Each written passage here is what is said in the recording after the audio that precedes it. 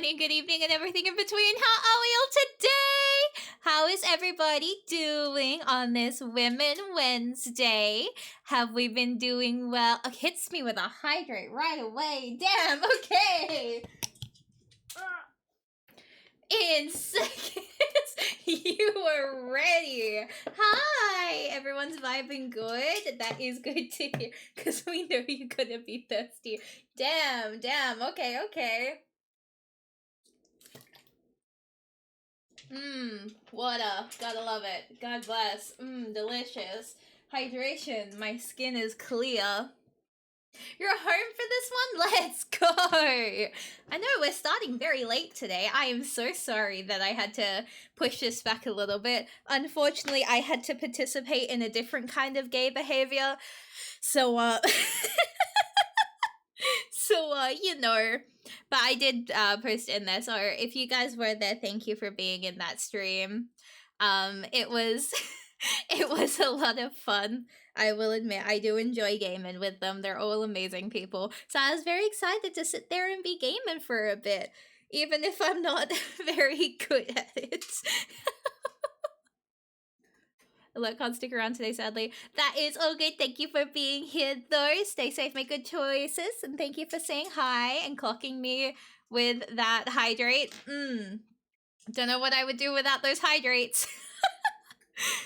You're totally fine. We were having some gamer moments, and then we were having some, ooh, what was that moments. But you know, everything is balanced. Sometimes we're good, sometimes we're just getting way too excited about someone picking the hot woman. And like, honestly, could you blame me?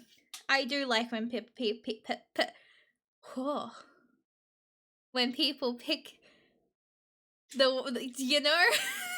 I'm stuffing that one there. That one was gonna just fall apart. Holy heck.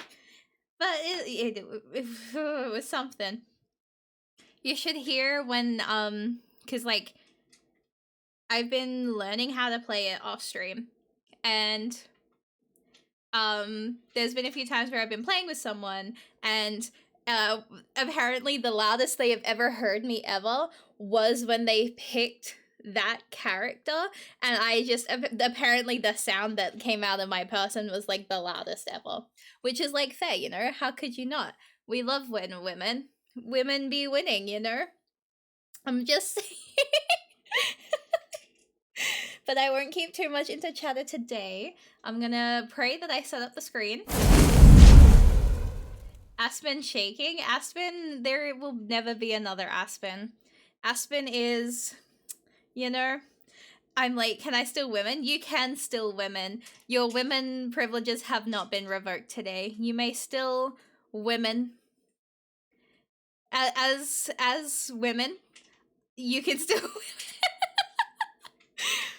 I also cannot remember for the life of me where we left off. Like, I don't know what happened last time, but apparently my brain has just, like, suppressed all memory of last stream, other than, like, it was super emotional and now we know what she sounds like. So I know, like, small bits and pieces, but in terms of everything, I only remember the part that broke my heart. Real. So I don't think the sound is on. There we go. Now you're not listening to just my thoughts. Crazy. Nearly the end of Women Love Women Wednesday. It is Women Love Women Wednesday for another, so more than 12 hours technically, because it's only 9 a.m. in America time, and we're gonna take advantage of that one. This will probably be so butchered today. I'm so sorry. I am all adrenaline.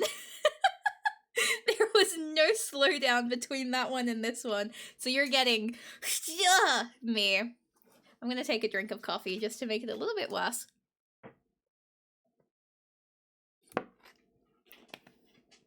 I acquired more coffee. I'm so happy. Valorant will do that to you. Real. Okay.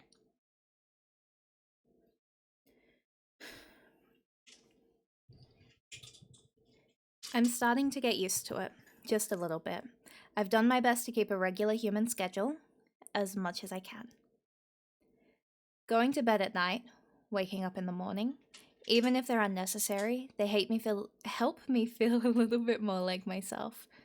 Like, not quite everything has changed. Hunger or not, I'd kill for a cheeseburger or something, though. Also, I apologize, Cinder has decided to make it very noisy at the moment. I don't know what I'd do without Abigail. She's never far from my side, and she's my anchor through all of this. Endlessly supportive and positive, I know that she views my circumstances, well, differently than I do. That she enjoys having me here, but I can't fault her for that. I still can't fathom the depth of the loneliness she felt, with nothing but a silent tree spirit for company. The days that we've spent together have been pleasant enough, but I still don't want to accept this fate. I can't. I rise from my spot on the stone floor. Sunlight pours through the stained glass window of the church, and has been for some time now. There hasn't been much snow since the storm that I was caught in. All of my time has been spent here in the church, or exploring the woods with Abigail. I try to see the charm in some of the places she's taken me, but they all feel the same. Trees and rocks and snow in varying combinations. The forest may be huge, but it's stifling in how repetitive it all feels. Hi, Justerfly, how are you today? A local possum yelled at me to be welcome. We're going through emotions. I keep hoping that Tara and Morgan might come by, so I could at least see them, even if they can't see me. So far, they haven't. I look around the church, expecting to see Abigail waiting like usual, but she's nowhere to be found. I can hear her, though, from just outside the church, singing. I move through the doors to watch. Just a few feet away, she stands with her back to the church and me, her arms outstretched, but not fully. She sways softly as she sings. And God, how she sings. Oh my God, wait.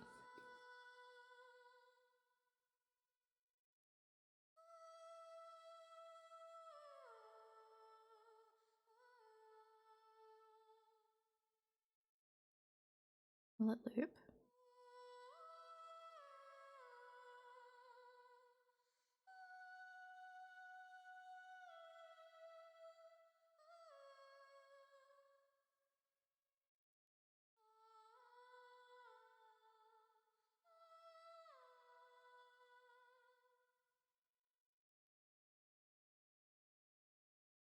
Her voice has a lilting cadence, not even the wind dares interrupt or quiet her.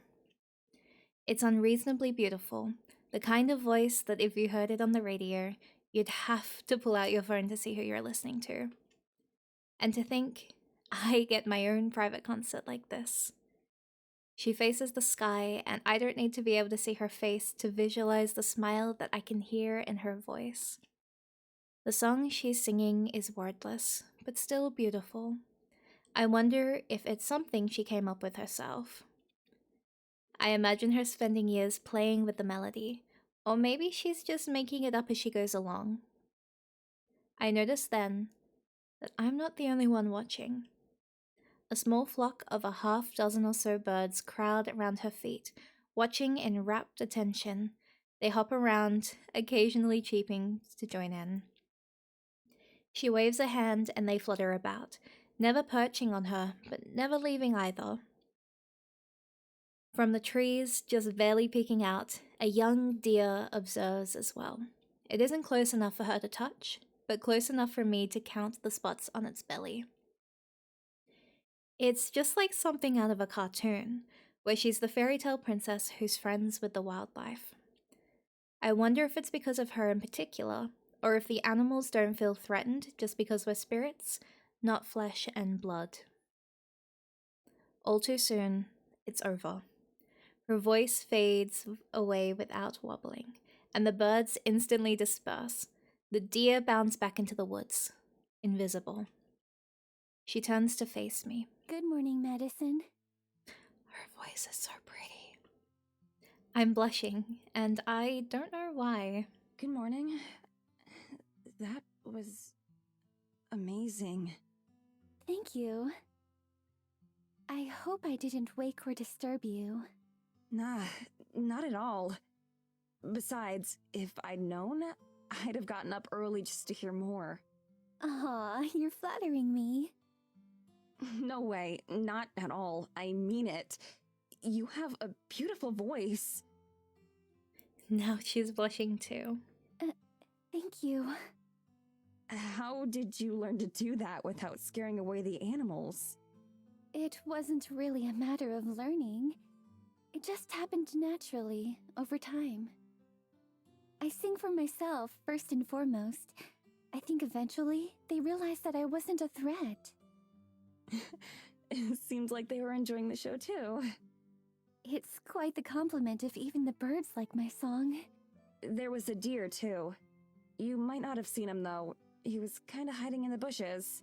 Oh, was he? I'll have to introduce you next time. He's quite friendly too. Really? You know him?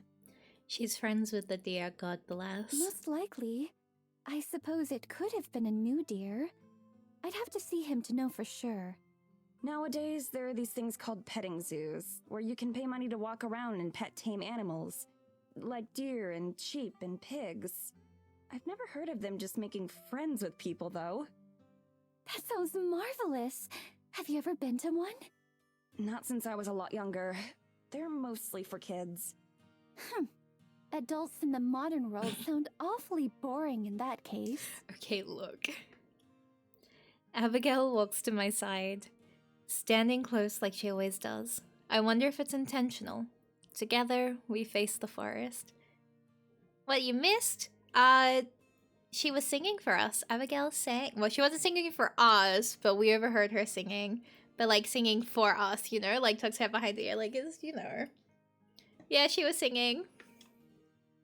She touches my arm so lightly that I wonder if it's intentional too. If you're feeling up for it, there's some place I'd like to show you, here in the forest. It's one of my favorite spots. Of course, lead on. I'd love to see anything that you think is special. Besides, it's not like I have anywhere else to be. I refrain from saying that out loud. I am genuinely interested in what she wants to show me. I like spending time with Abigail.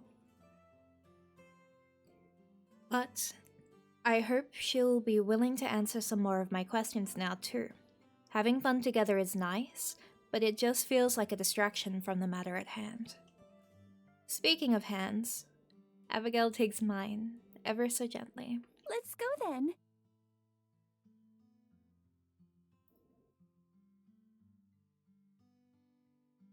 We take off at a brisk pace, but the distance falls away faster than normal. I'm borne along by her boundless enthusiasm and surely more than a little magic. Trees fly by at a blur, impossibly fast. It's like being on the train again. Like snowflakes, they melt into my vision faster than I can really notice. The speed is some gift of the forest, I imagine, a consolation for what it's done to me. Our footsteps are formless against the snow. We're walking in the air. It's the same as when I first met Abigail. That feels like an eternity ago. For at least a couple hours more, I try to push those thoughts away so I can enjoy whatever it is she wants to show me. Is the music low? I can turn it up.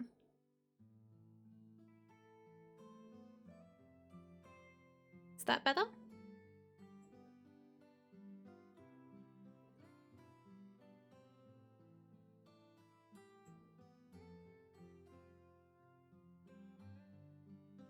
I want to enjoy this for my own sake. For her sake too. I have trouble thinking of anything other than her. The gentleness of her grip, the light and joyful way she moves across the ground, the certainty with which she pulls me forward. Every so often, she turns around to make sure I'm still there, though I'm sure she's very aware of our interlocked fingers. I know that I am. Guess I can add that to the ever-growing list of feelings to sort through. it's Chili. Thank you so much for the follow. Hi, how are you today? The forest shifts even faster than it did a few days ago. When we went to visit the spirit, it changes too fast for me to keep track of any reference points. If I try to focus on one spot for too long, I get a little dizzy. So I stop focusing on that and just go with the flow. I didn't even realize there would be hand holding, so I think that just made my like status choice for today not status, the title change choice. Oh, guys, Tuck's head behind ear. I'm like totally able to see through the future. That's crazy.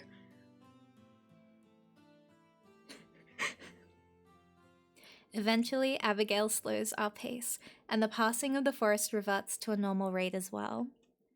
At first glance, it seems like any other part we visited, but when I look closer, I start to notice small differences. Some trees are devoid of snow, while piles of it beneath them, as if someone brushed them clean.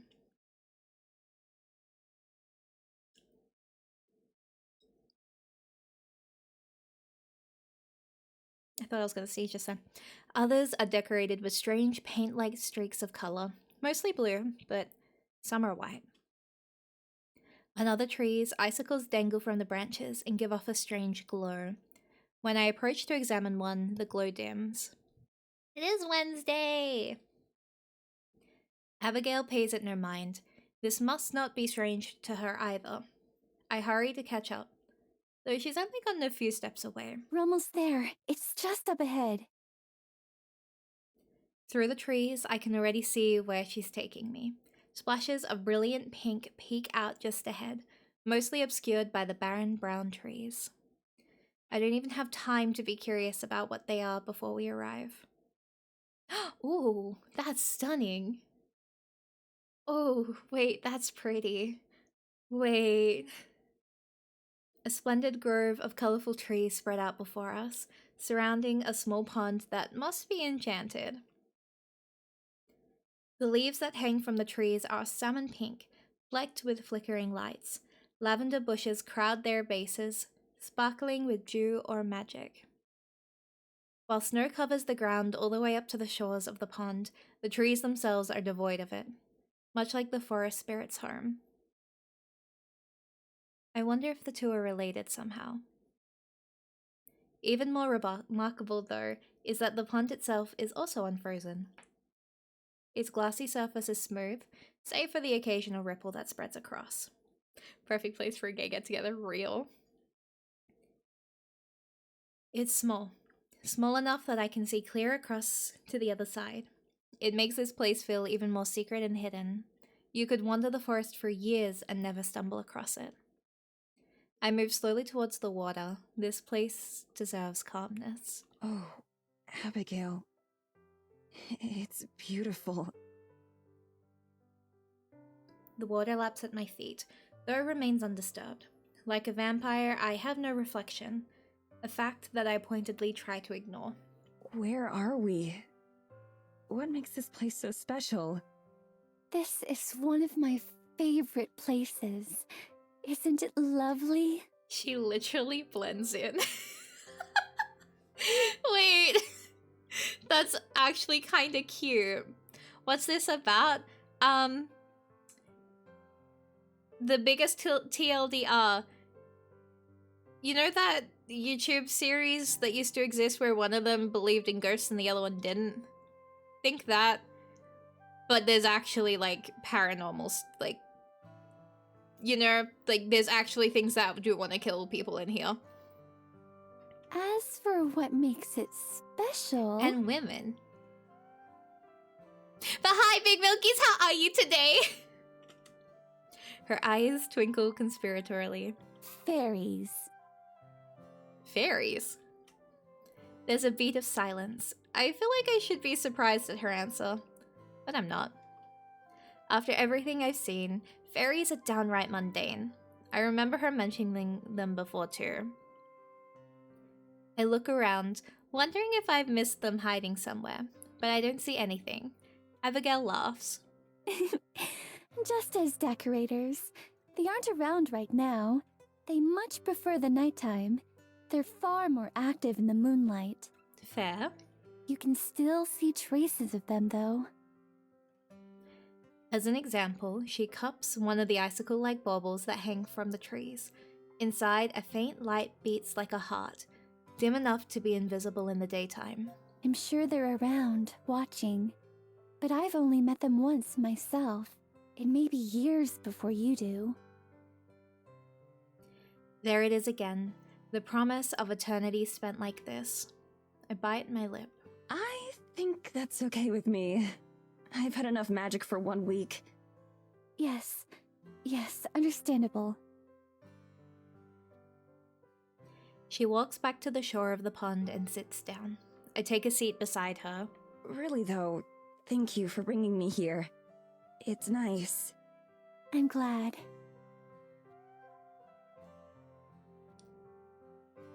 Abigail would be an Animal Crossing and Stardew Valley girl according to the writer. I think it's iconic if she was a Stardew Valley girl because, you know, gestures to her name. Gestures. Like... I wanted to show you that not everything about it is bad. That unlife does have its own little moments of niceness. I look at her, but she's staring pointedly away, towards the pond. Her cheeks redden a little bit. Unlife is a good word for it. Do you think so? I worried, before you woke up, that I would have forgotten how to speak, or forgotten words. I talked myself to keep in practice, waiting for a day when I would meet someone again. It's kinda sad. Damn. That's also why I sing, so that I don't forget how much I enjoy it, even if nobody listens. I know that it's silly, but sometimes a bit of silliness can be what helps me keep going. I don't think it's silly at all. Besides, if I could sing like you, then I'm sure I'd do it all the time too. Oh, hi Paz, how are you? Before you go to work, oh my goodness, have a wonderful day at work today. Remember, stay safe, make good choices. But thank you for dropping by today. I could teach you, if you'd like. Oh Ooh. no, you don't know what you're getting into. I'm pretty sure I'm unteachable when it comes to singing. You'd have birds flying miles away instead of coming to listen. She laughs. Come now, I'm sure it can't be that bad. I knew nothing of singing when I first started. I simply practiced and practiced. Everything gets better with practice and time. My singing voice has got to be the one exception. My middle school choir teacher even told me that there was no way I would ever be a singer. It was one of the most traumatic days of my 12 short years back then. In all of existence? Out of everything. In that case, I suppose I must hear it, just to know. You can't promise something like that and then not demonstrate. No way. Not happening.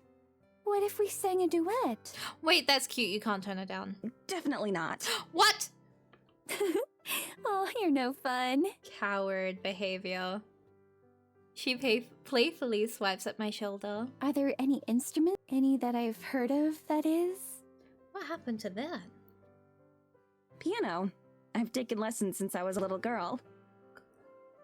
Piano, okay. Oh, wonderful. Yeah. I miss it. I flex my fingers, staring down at them, remembering the feeling of keys. Even before coming out here, it had been a while since I played. I don't think I ever consciously stopped. It just happened over time. Most of the time, the only music I'd have the opportunity to listen to was during prayers, or the occasional traveling performer. Sometimes I'd convince Mr. Braun, who played the organ, to show me some of the pieces he'd learned in the city. She says this with a sly smile, sharing some private joke with me. Do you remember the names of any of the pieces? I wonder if I've heard of them. Oh yes, there was... She bites her nail, thinking about it. Oh, it's on the tip of my tongue. She squirms, wiggling around like she's hoping the memory will fall into place. Finally, she shakes her head. Maybe not. It seems I've forgotten. Do you think there's a chance, though? Are you very familiar with songs from, well, my time? Some of them, yeah. A lot of the most famous and respected composers come from those days. From this part of the world, too. Abigail sighs wistfully and looks off into the distance. I'm glad to hear that. They must be magnificent to be remembered so many years later. How nice that must be, to leave behind a legacy, to be missed. Oof. Oof. To be missed. The way she says it is wistful. A dreamy sigh, like something that she longs for. I glance over, half expecting her to be crying, but her face is steady and calm. She catches me looking and smiles. I'm sorry. I'm just feeling a little nostalgic. You don't need to apologize. I like hearing what's on your mind. I'm glad. It would be rather unfortunate if, after everything, we didn't get along. We both laugh at the idea. I do have another question, though. A personal one. I know you said I can ask you anything, but... I meant it. Please, go ahead. Well, before, you said that you've never even tried to... go back. Escape. Whatever the right word for it would be. Why is that? Doesn't it bother you, being stuck like this? Abigail scratches at the soft dirt beneath us. Of course, her fingers move impotently through it, changing nothing. If you don't want to answer, that's okay. I don't mind. I'm just thinking of what to say. So, I suppose that you've been thinking about it a lot, right? How to... go back. Yeah, but we'll bring you with us. I nod. Almost constantly. I don't know if it's possible or anything, but... Don't get me wrong, I'm beyond grateful that you saved me at all. But it feels like... like we're so close to being alive, but not. Everything's changed, but at the same time, it's like nothing has. I don't feel much different, but everything's different. I have a whole life out there. Or at least I did.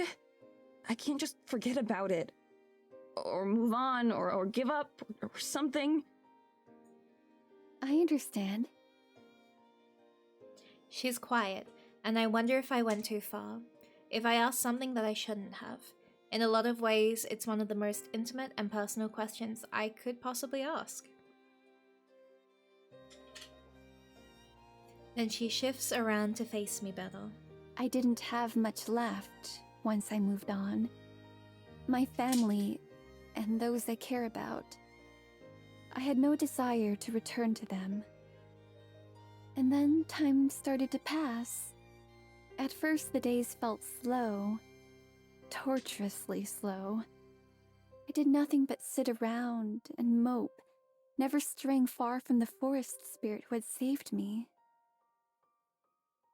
But then I started to explore more, to get to know the forest, find moments of happiness. I was still terribly lonely, of course. It has been, until you got here.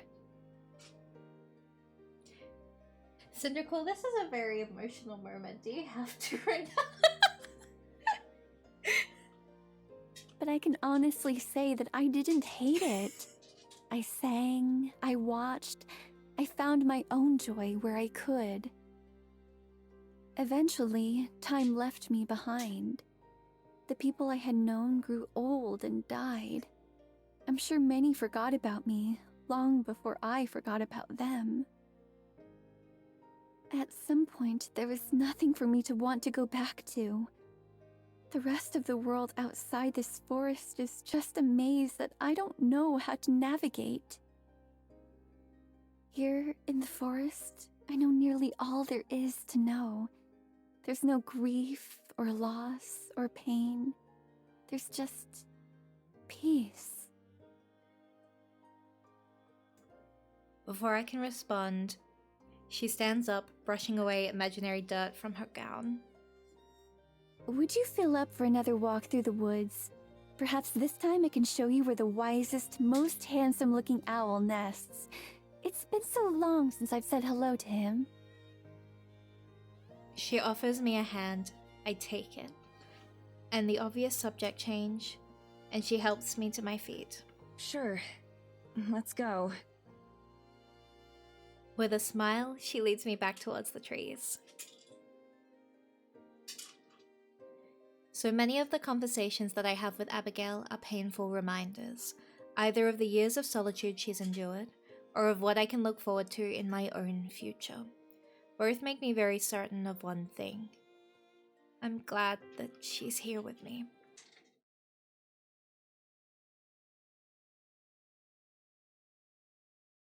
Oh, let's go. This is gonna be sad. I can feel it already.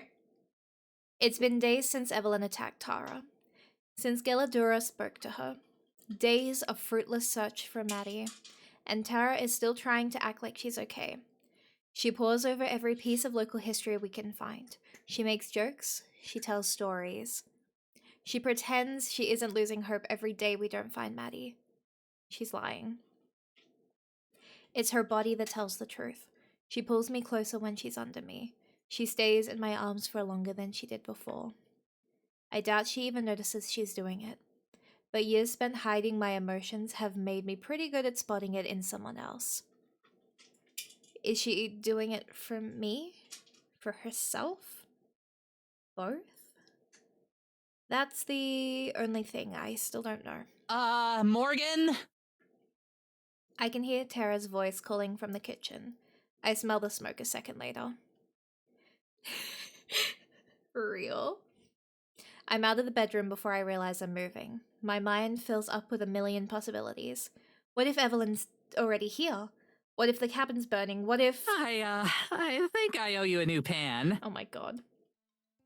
Tara is fidgeting nervously. A cloud of black smoke billows from the pan on the stove. I can't even tell what was supposed to be in it. Whatever it was, it's charcoal now. You guys don't have, like, a fire extinguisher in here, right? I let out a breath I was holding.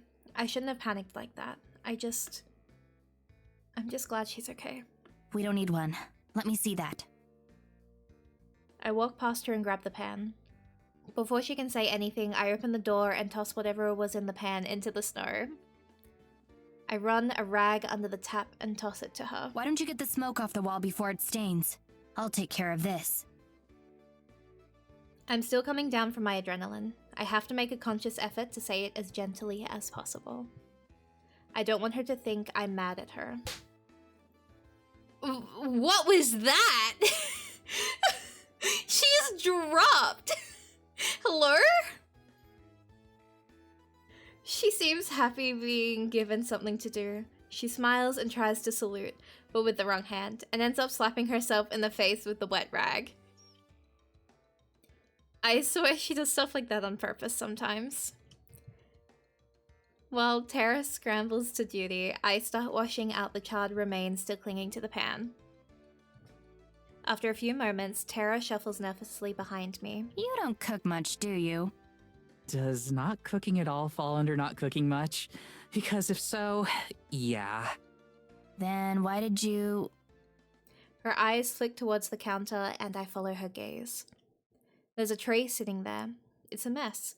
A piece of clumsily sliced fruit, a cup of liquid, blackened toast. You were making me breakfast. That's so cute.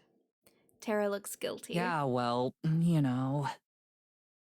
She looks down and starts fidgeting with her shirt. I figure that since we're leaving the cabin, it'd be a waste to just leave it here. And I don't know, you've been really helpful and stuff. Wait, that's really cute. And I thought maybe I could pay you back a bit.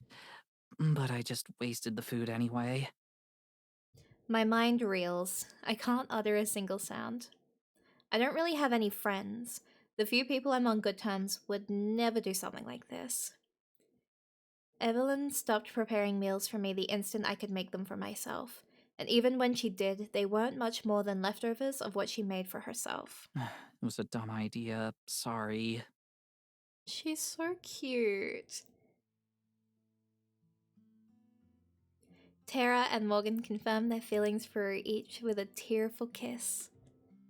My body moves on its own. My arms outstretch and wrap around her. Before I know it, I'm reaching up to her face and pressing my lips against hers. The minute I actually process what I'm doing, I pull away and drop my arms to my sides. We both stand there awkwardly for a moment before I'm able to speak. Thank you. Women kissing? On Women Love Wednesday? You're thanking me for screwing up making breakfast? I'm thanking you for trying. My god. Oh, right. I guess that makes sense. I doubt someone like her would understand why this means so much to me. She has good people in her life. Random acts of kindness must be commonplace for her. But for me, I've never been treated as anything but a tool. I've spent years turning the idea in my head, thinking that I deserved it. It was easy enough to believe. So this moment means more to me than I could possibly say. Even if I actually knew how to talk to people, I couldn't do it. The best I can do is try to repay it in kind. Maybe we could make something together? After all your videos have taught me, I'd be happy to teach you a few things in return. Are you sure? I mean, I literally know nothing about cooking. All I do is slow you down. She's protesting. Oh, hi, Kantai. How are you today? Thank you so much for the cheer. Hi. How were things? Did you guys finish up well? She's protesting, but the smile on her face makes it clear how much she really wants to do this. Seeing that grin in person is way more radiant than seeing it through a screen. That's You okay. lost. I'll take the lead, and we can go slow. Oh, not the loss. I'm so sorry, damn. Were you at least gaming? Did you have fun? I take her hand again. She squeezes it, and I squeeze back. Now, let's start with teaching you how to use a stove without burning the house down. That's good. That's probably a good one to know, yeah? I grab some sausages from the fridge and toss them in the now clean pan before putting it back on the stove. Okay, so you're going to want to have the heat a little lower than the absolute maximum for this one. I figured the higher it went, the faster it would cook. Technically, you're right, but that's also how you burn things beyond recognition. I move behind her and put her hand on the pan handle, pressing against her back to move her hand side to side. Wait, you've played this one, Gontai? Oh my god, wait. Who is your favorite character? I'm so excited. Oh my god, wait. Wait. Have you played Please Be Happy? Wait. Twirling hair. Have you played... What other ones have you played from? No, not yet. Oh my god, Gontai, please. Let me tell you. It's incredible. I absolutely cried. It's phenomenal. Like, you ordered the Miho plushie based! Let's go! Oh my god. I got the Mimo plushie too. I was like, I need that, baby. I need them. Like, I gotta shake them. So we're getting the Mimo as well. I'm gonna make an Aspen plushie so that they can sit together. Real! I actually think... I don't know if I've got it on this screen. I do not have it on this screen. I have it on the other screen. I have the Mimo plushie, They actually made like a cute little PNG that you could use that's Mimo for your streams so that you're holding Mimo. How dare you? I know it's on the other one because I only ever used her on the other screen. Sorry for disturbing the stream. No, you didn't disturb anything. No, you're good. We just vibing. You saw it? Yes. It's so cute. It's like a baby. But yeah, who is your favorite, like, other this one? Because, like, mine's Abigail. I love her so much. Keeping it in motion is a good way to make sure it cooks evenly. Wait, real? Oh my god, that's crazy. Right, cool. Face. I think you'll like Aspen then. If you like it, yeah. I'm putting my money on it. Pink and green.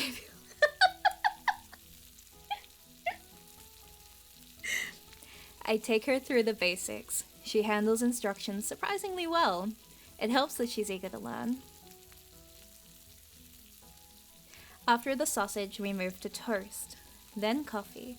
She's sloppy, but she makes it work. You're doing great. I'm impressed. Well, doing it with you is a pretty effective motivator. Oh my god. Very subtle. Very subtle indeed. When am I anything but? We finish up with the eggs, then sit down to eat. She powers through her meal, finishing before I'm even halfway through. Holy shit! That was so good! So softly domestic. What's about to go wrong? Looks like you're a better cook than you thought. Oh, please. That was like 25% me at most. But thank you. I definitely learned enough to surprise Mads when she gets back. The mention of Maddie instantly sucks some of the joy from the room. Nice as this has been, I know it's only temporary shelter from the clouds still looming over our heads. Her smile doesn't falter at all, but I can see her eyes twitch slightly after she speaks. I wish I could think of something reassuring to say. I'd try just agreeing with her, but I know how hollow it would sound. Yeah, I've been a Studio Elin fan for years now. Nice! I'm so new to visual novels. This is like my third ever one. I played the It Gets So Lonely Here to see what it was like, and that was from someone else. And then Please Be Happy was my second one, and then I was like, okay, maybe I'm hooked. Like, maybe that's like it for me. And so now we're trying this one, and someone bought me like the bundle, so I have a couple more to try. And they have one with a very pretty lady that I really want to play so badly. Like, so good. But once again, she pushes it back inside. I know how that feels. Although I have a much harder time smiling afterwards. And the best part is that we don't have to wash any of the dishes since we're leaving after this. Oh my god, no. We're washing the dishes. Thank you, Morgan. Oh, come on! She reluctantly drags herself over to the sink. I remain seated and continue eating. A few seconds later, Tara reappears casually. Hey, quick question. It should be okay if we leave Maddie's stuff here, right? I'd hate for her to come back and be missing all her super important films. Oh no. It should be fine. With us out of the way, Evelyn won't have any reason to focus on the cabin anymore. Oh no. Hey, Morgan, can you come here for a sec? I jog down the hallway to find her staring at a hefty black bag sitting in the hall. What's that? It's Mads' camera equipment. I was just thinking that maybe we should shoot a video before we leave.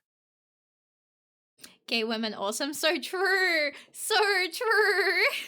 Like, film an episode? Not quite. More like a summary of what's happened, for reference. Kinda like a black box in a plane. That way there'll be a record. Something that could help anyone else who decides to look into this. That's dark. A dead drop. She flinches at the term. It's probably a bit too morbid for her liking. It's worth a shot. I can help you film it. Are you sure? That's a professional quality camera. Even I don't know how half the shit it does works. That's Maddie's domain. I'm sure I can figure something out. It can't be too hard to get the basics down. I grab the bag and sling it over my shoulder, then grab the tripod with my other hand. All right, let's get to work.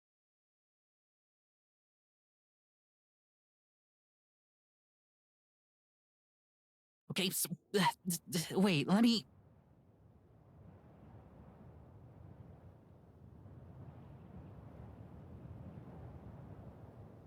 What was those words? Hang on, I think I've got it. No, that's just going to access the archive. We need to get the focus right for the main shoot. Things aren't going well. Neither of us can figure out how to work the camera. My only contribution has been getting it on the tripod. Most of the terms Tara's using fly over my head. She claims that Maddie is the one who knows all about how to make it work, but even her limited understanding is worlds away from mine. I'm sorry. I wish I could do more. Don't sweat it, you're doing fine. Lie. Maddie never taught me much. She, makes the videos. I just do the talking. Her voice is quiet. Maybe this was a bad idea. All it seems to be doing is making her miss Maddie even more. And I'm sure as hell not good enough to replace her. At least I finally managed to get the camera to a point where it's actually filming. Oh shit, you got it! She's humoring me. The picture isn't even close to being in focus, and I somehow managed to make the colors even more washed out in the place than this place already is. It doesn't look like anything like her most recent videos. I can do better. There are still settings I haven't tried. Tara claps me on the back. A bit too hard. She's so obvious. Don't worry about it. The stuff is confusing. Maybe the blur will make it look more mysterious or something. Ooh, mysterious. Sure. She leans against a tree in front of the camera. On her signal, I hit what I hope is record. I give her a slight nod, and she's off. Hello, everybody! Welcome to a very special, not quite an episode of Paranormal. We've had a lot of crazy shit go down in the past couple weeks, so Morgan and I are putting this together to make sure we don't miss anything. Who's Morgan, you ask? She's our inside woman, as they say. Our inside. We wouldn't have found any of the stuff I'm about to tell you about if not for her, and she's been a hell of an assistant, too. Mads would be manning the camera right now, but, she's not here right now. It's complicated. Her voice dips for a moment before launching back into her professional cheeriness. So, where to begin? Well, I suppose I should start with a little story about a spirit, also known as the only time I've had fun in church. Oh my god. She launches into her story without having to take a single moment to think about it. I feel like I'm watching her transform in front of me. Her uncertainty is gone. Her anxiety is gone. That melancholy she's had inside her since Maddie disappeared is gone. It's like she's glowing. I wish I could tell her how wonderful it is to see, but I know I'd never be able to say something like that. Anyway, that's pretty much all we have right now. Hopefully Mads will be back soon. I hear her voice shake for a fraction of a second. She corrects it instantly, but I know I heard it. I'm not gonna lie, there's some bad shit out here. Maddie got caught up in it somehow, but it's nothing that's gonna last. Am I in danger too? Sure, but that's nothing new for me. You're talking to a girl who nearly got eaten by a bear because park rangers suck at their jobs. Oh my god. I'm just making this so we don't have as much to go over when we find her. The dry air out here is killer on my throat, so I could use the help. She coughs loudly. I'm not sure if it's real or just for emphasis. And Evelyn, if you find this, know that we're gonna make you pay for what you did. Her voice breaks again. This time it's unmistakable. Maybe this was a bad idea. She takes a minute before she starts talking again. Her voice is shaky. Her face is a strange expression I've never seen before. I'll do whatever I have to do, you know? If you're watching, I want you to know that. Can you just give me my friend back? Can you just do that now? Tears begin to flow down Tara's cheeks, and she begins to crumble as she continues speaking. I'll do anything, I swear. Oh, look at that live. Thank you so much for the raid. How are you today? Have you been doing well? I don't care if we don't find any more evidence. I don't need anything else from this trip. I just... Oh, Oscar Cloudcast, thank you so much for the follow. I just want Maddie back. What a time to jump in. Hi everyone. For those of you who don't know me, my name is Marielle Aurelia, Keeper of the Flames and Idol of Natural Disasters. See, I remembered, guys. I didn't say so this time, so you can't tell me off. But it's, how are you going? What game are you playing tonight? How are things?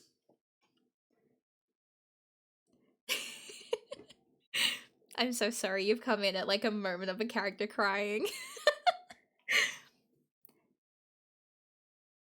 What is happening? They're having a little bit of a breakdown right now, but like, trust me, she'll be okay. She'll get through it. I have faith in her. I can't just watch this anymore.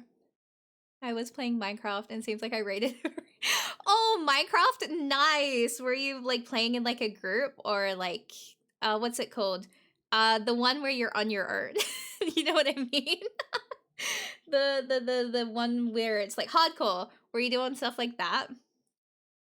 Mario, she'll really trying to sell me on women. You real?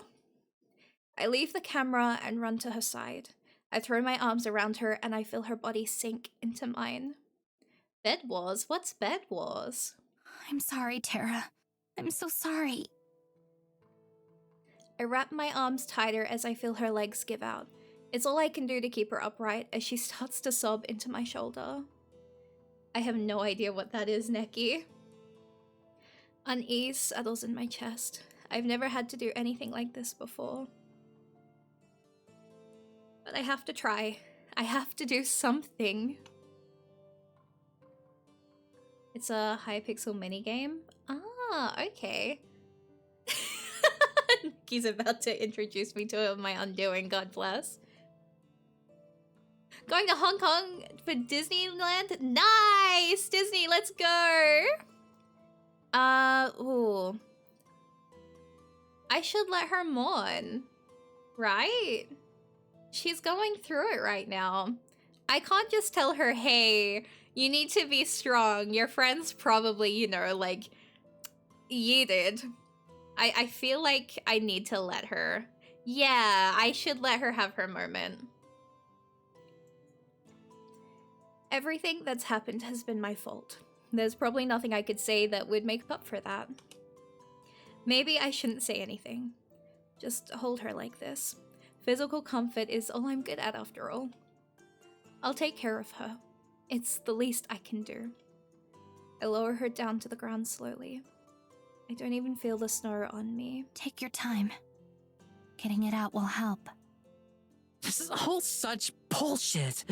Why would she take Mads? She wasn't causing any trouble. Oh, Oscar, okay. Where is she? She was just being a menace earlier. I think she's in... I don't know actually where she is hiding. Oh, she's sleeping. Hey, Cinda! Oscar says that they love you. Oh, she's a little bit grumpy today. You're probably not going to get much out of her, but she did give a little bit of an ear twitch, which is better than most people get, honestly. But just so you know, Cinda is my familiar. As you can see her, she likes to sit right beside me. Technically, she's currently curled up behind me right now. I have like a little bit of like fur fabric that I haven't used yet, and she's like made it her bed, and I was like, oh god. So I've lost that fabric. She grabs handfuls of my sweater where her hands rest against me. I don't stop her. I could have helped her. I could have talked this out with her, but I didn't. And because of that, I squeeze her tighter. There's nothing else I can do. I give up on thinking of something to say. I'm better at saying nothing anyway. I should have let her stay home. I should have listened to her when we were out here. She pulls away from me and sits down in the snow. Then she smiles. It's a bitter, broken smile. The kind of smile you can only form when you don't know what else to do. I just keep ruining things, huh? Oh. Tara, you aren't the reason the two of you came here. I was. This is on me. Oh, Tara, no. She has to know I'm right deep down. I don't want her to hate me, but I'd much rather she hate me than hate herself. So, I hold Tara. I hold her with as much tenderness as I can, and as she breaks into heaving sobs on my shoulder. I feel her body rocking with loss and pain, and her hot tears fall and freeze on the ground below us. I let her feel the extent of her grief. It's a pain I can never understand, the pain of losing someone important to you. Meeting Tara, I've only just started to know what that bond is like, but it can't compare to what she has with Maddie. Tara's wailing grows muffled as she buries her face in my chest and hugs me tightly. Hesitantly, I stroke her hair in return. Time passes. Eventually, Tara grows quiet. She sniffles and shakes in my arms, but relaxes with each breath. I never found any words to say. We sit there together until finally Tara lifts herself from me, her face red and puffy. She gives me a weak smile and wipes her face. I start to pack up the camera as she cleans herself up. It seems like this might have helped after all. I should probably just leave it be and head back with her, but one thought keeps burning in my head. I have to tell her.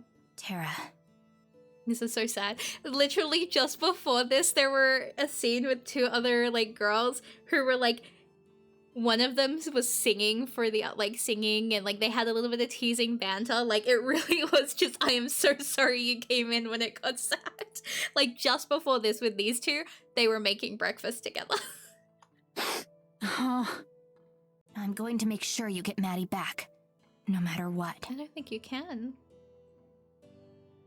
She stares at me like I just spoke to her in another language.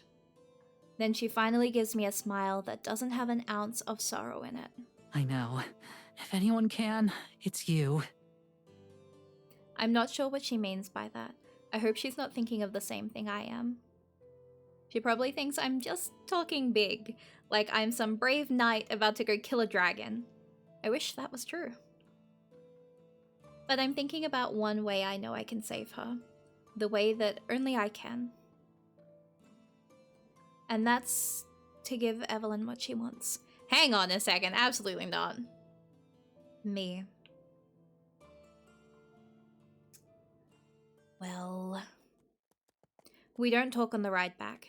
Tara doesn't even fidget. I figured the wet pants would make sitting still even harder for her than it already is. But she's completely still. It isn't until we stop in the village that she speaks. I hope you don't think I'm mad at you for bringing us out here. You aren't? Nah, I know you just wanted to make something good happen for all of us. Things just didn't work out that way is all. Besides, Her voice trails off into mumbles. After a moment, she takes a deep breath and restarts. Coming here meant I got to meet you. I'm sure as hell not complaining about that. I'm sure you've met plenty of fans in person. Yeah, but you're not just a fan. Not to me. You're a lot more than that. What are you saying? She suddenly looks away from me. I think she's trying to hide the fact that she's blushing. Poorly. I don't know, just I haven't ever really met anyone like you before is all. Shoot your shot, Tara. Shoot your shot. For a moment, strange thoughts fill my head. I want her to say more than that. I don't know what I want it to be, I just want more. But I know better than to ask for that. If it helps, I haven't met anyone like you before either. Well, I could have told you that one. I am one of a kind, you know. No argument there. I'm having a hard time looking at her. I don't know why. This is a new feeling. I push it away and reach for the carriage door instead. There's a weird air in the carriage now. Let's get inside. We still gotta figure out how much of your stuff we can fit in my closet. I mean, I could just leave some of my clothes on the floor. That's what I do at home. Okay, I thought she was about to put that in a different direction. That's okay. Not happening. I like being able to see my floor. Real. Can't blame a girl for trying. I can't help laughing. She laughs too. She's going to be okay. I know she will. And I'm going to make sure she stays that way. We're back to Maddie. Let's go, let's go, let's go, let's go, let's go. By now, I've all but given up on being able to see Tara again. But I can't abandon the idea without at least trying to get through to her. She deserves to know that I'm okay. Or at least okay as I can be, given the circumstances. At first, Abigail was hesitant about interacting with other people. I don't blame her. After 2 centuries of solitude, talking to 3 complete strangers within the course of a few days would be a pretty jarring shift. Despite that, she understands how important this is to me. She also warned me that we can't venture too far in the village itself. The magic of the forest only extends so far, and there's no telling what would happen to us if we went past it. The border of magic isn't clear-cut, so she made me promise to stay close to her. Just in case. I really am lucky to have someone as accommodating as her with me. Even if we fail, it means a lot that she's willing to try. To fill her in on what to expect from Tara and Morgan's personalities, doing my best to be as charitable as I can when telling her how likely Tara is to completely flip out when she sees a ghost. Once she's fully prepared, we make our way to the cabin. It's empty. There's not a trace that anyone has been here in days. All of Tara's things are gone. That's an instant relief. It seems like a planned exit. Did you find something, Madison? Just appeared. Hello, pretty? Hello? I can't help flinching as Abigail floats through the wall next to me. Incorporeality is still one of the things I haven't been able to get used to. I think so. It seems like the 2 of them went back to the village. She is a ghost. I mean, yeah, true. I think I'm just still getting used to the sudden appearance.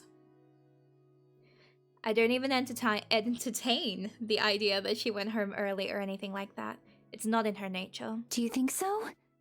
That sounds like it would be dangerous. Why would they put themselves in danger like that? Because they're silly. I have no idea. Hopefully we can ask them ourselves. Abigail starts to back away, looking down at the ground. Madison, of course I'll do my best to help you. But I feel like it would be remiss of me if I didn't warn you to not get your hopes up. It took me years to be able to manifest myself. The chances of you being able to communicate with them so soon are low. Yeah, but we're built different. That's okay. I didn't have much hope to begin with.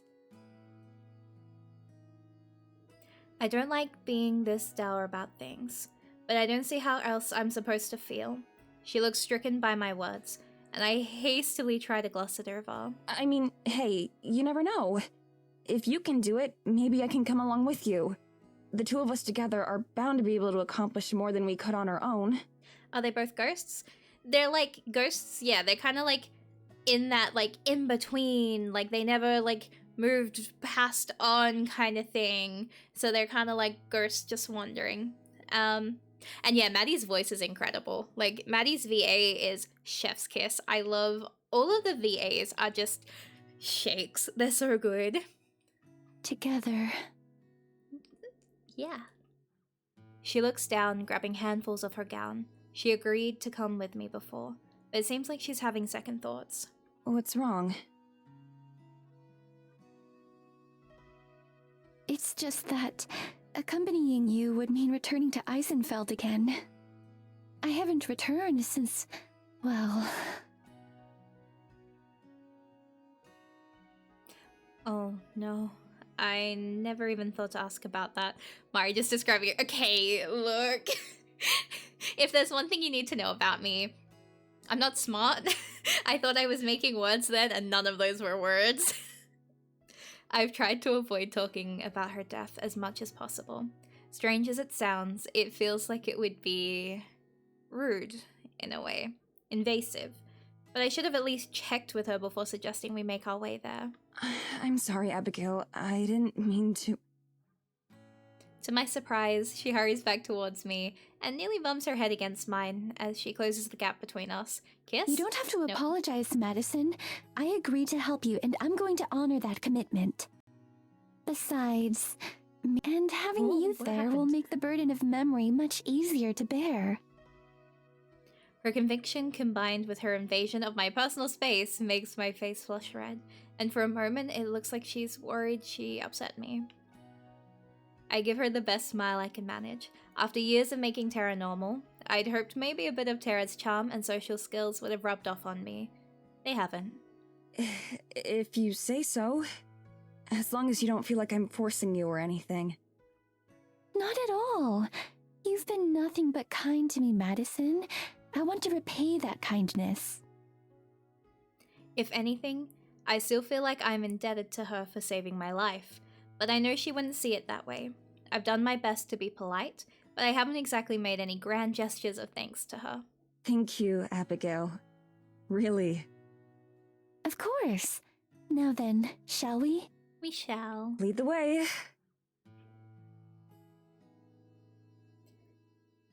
Every time Tara and I visit Eisenfeld, we were stared at everywhere we went. Now seeing everyone walk by Abigail and me without so much of a glance is surreal. Abigail gazes at the buildings as we pass by, occasionally pointing out ones she remembers from her time. Her voice is a strange mix of excitement and melancholy. I'm not sure if I should encourage her mood or try to comfort her. As we enter the town square, we start to encounter larger groups of people. Each time one passes close by, Abigail grabs onto my arm and moves closer to me. Is she scared of crowds? Or is it something about the villagers themselves that have her shaking? I'm tempted to ask her, but I think better of it. For all I know, this fear could be connected to the way she died. My mind runs wild with possibilities. Maybe she was burned as a witch or cast out of the village. This definitely isn't helping. I need to focus. Thankfully, it's not too long before we reach Morgan's house. I just hope they're here, and more importantly, I hope we can reach them. Are you ready, Abigail? I'm ready. Let's go.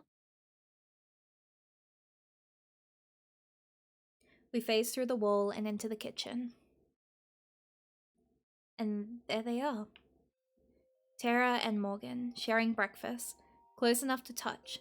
I'd give nearly anything to be able to hug them right now.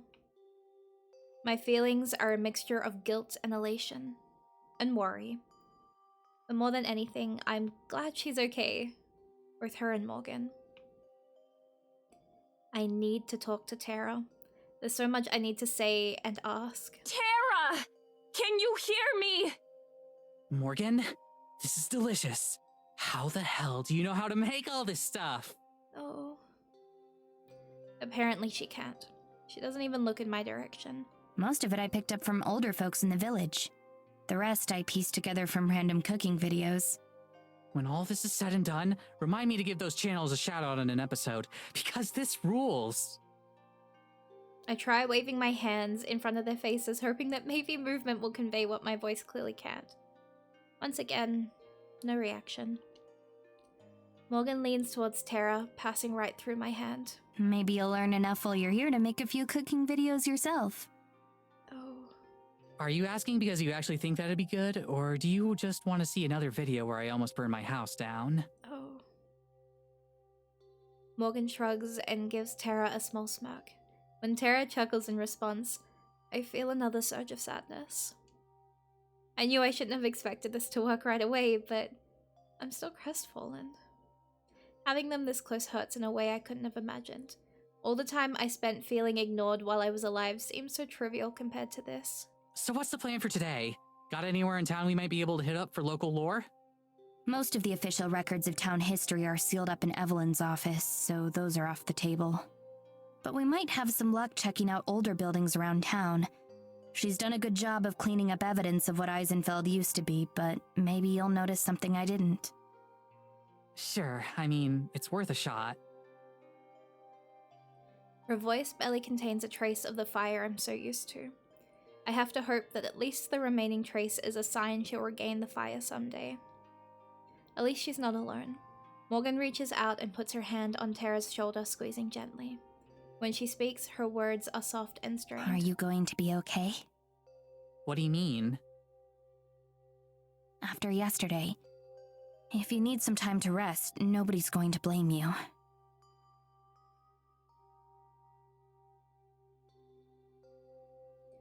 Tara looks down at her feet. I can't read her expression. Oh, Dunkles691, thank you so much for the follow. Hi, how are you today? Tara looks down at her feet.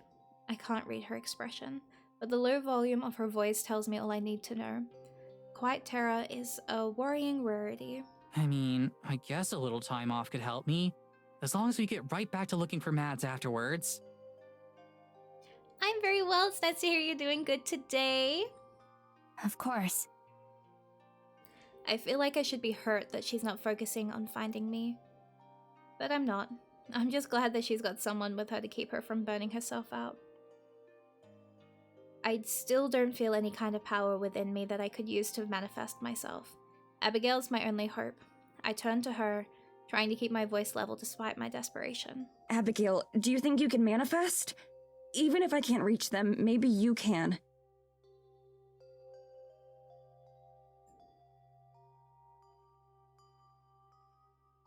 Just realized something was off on my thing. Give me a second.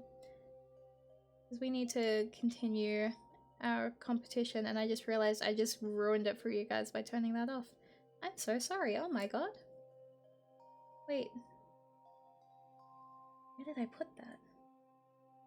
Give me 2 seconds. I'm so sorry, guys. I'm cheating. I'm sorry. Oopsies. There you go. Abigail nods, but she's frowning. My heart wasn't exactly soaring, but I can feel it sink even further. I'll try, but whatever power I had that allowed me to appear to you has felt much weaker since I used it to save you. Yeah, I'm sorry. I thought I had that turned on today. I'm sorry. Abigail closes her eyes and starts to lift higher off the ground. As I watch, I feel a strange feeling in the air around me. It's been off for weeks. Why didn't anyone tell me? I would have made sure to turn it back on. I thought I'd only just turned it off. I'm so sorry. Forgive me. But I'm still winning anyway. Haha. Get dunked on. As if it's bending around her, being pulled aside so she can step through the border between our worlds. For a minute, it seems like it's actually working. I'm trying to figure out what exactly I'm going to say when I feel the energy in the air start to fade. Abigail seems to be struggling, furrowing her brow as she sways in the air. Her face scrunches and guilt stabs me like a knife. Is she in pain? Abigail, stop. It's okay. Maybe if I just try a little harder. Hi, Chua! Yeah, Neki, you should have told me. Oh my god, why didn't anyone tell me? Did y'all really want to lose? That's crazy. I'm gonna take my first win and I'm gonna giggle at all of you. I reach out and gently take her hand, lowering her to the ground. She opens her eyes, breathing hard. As much as I want to see Tara, it's not worth making her feel like this. It's okay. I promise. We can try again some other time.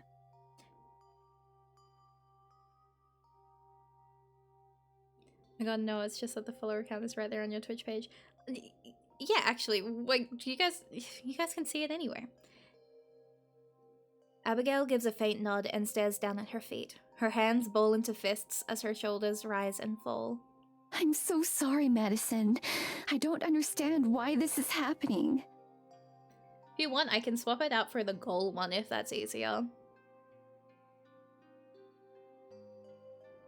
57 to go. You've got, like, no chance. That's like 57 in one stream. Good luck. Or 7s for you, Weeb. You're not getting your fanfic. I'm so sorry. This is the first Mari win, and I'm gonna enjoy it. There aren't any rulebooks for this sort of thing. I don't blame you for not knowing about things most people think are impossible to begin with. What if we get to 250? I don't know. You guys didn't negotiate 250. We said 300. The only Mari win in history. Yeah, and we take those wins. I'm not dumb. I know when to take a win when the opportunity's given to me.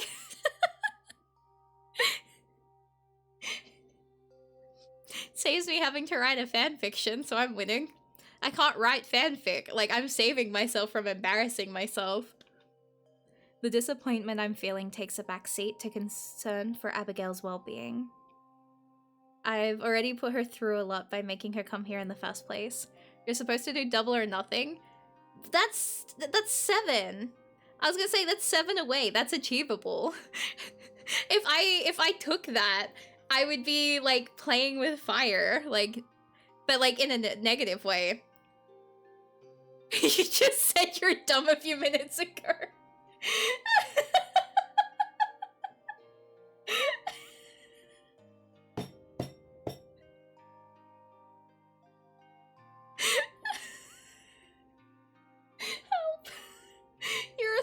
quite sure of, but still, you are fire. Yeah, I am fire. Real. We knew beforehand that this was a long shot. I'm just happy I got to see them again. Are you sure? I'm not, but I know that if I tell her that she'll want to try again. It's better this way. I'm sure. You've done more than enough by coming with me. You have that. Basically. You've got the hand like with the red panda. That's basically that. I look back to Tara and Morgan, taking what I pray isn't my final glance at them. It's not on there? I thought I put it on there. Huh? Oh, I'm stupid. I mustn't have assigned it. Oopsies. Silly me. That's crazy. Oopsies. Oh no. See, I'm a little bit silly. Yeah, see, you're dumb. Real, but that's okay. That's why you guys love me so much, right? Right? I look back to Tara and Morgan, taking what I pray isn't my final glance at them. To my surprise, Tara is leaning against Morgan's shoulder while Morgan's arm is wrapped around her back in a loose hug. I'll think about it. Oh, you know what? I'll take that win. Thank you. As messed up as all this is, I'm glad that you're the one helping me get through it. 'Cause I'm gay real. It's okay. I know people that do love me. Mori loves me. Real. Neki loves me. Gantai loves me. See, I can name so many people that love me, so I'm taking these wins. Please don't say no.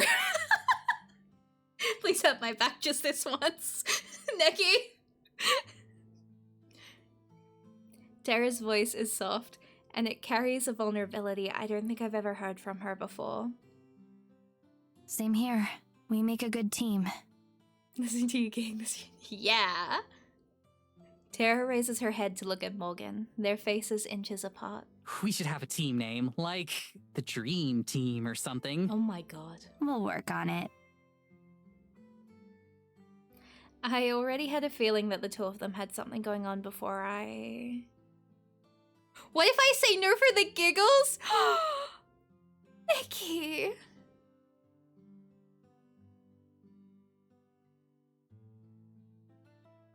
Nikki, you wouldn't.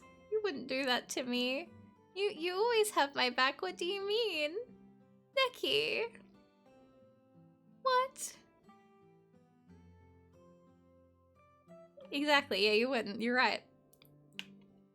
Before all this happened. I'm not that surprised, if I'm being honest. Stuff like this has happened before with her, but it's always been a one-night stand. Or some kind of quick fling. Never the kind of thing that would merit real vulnerability.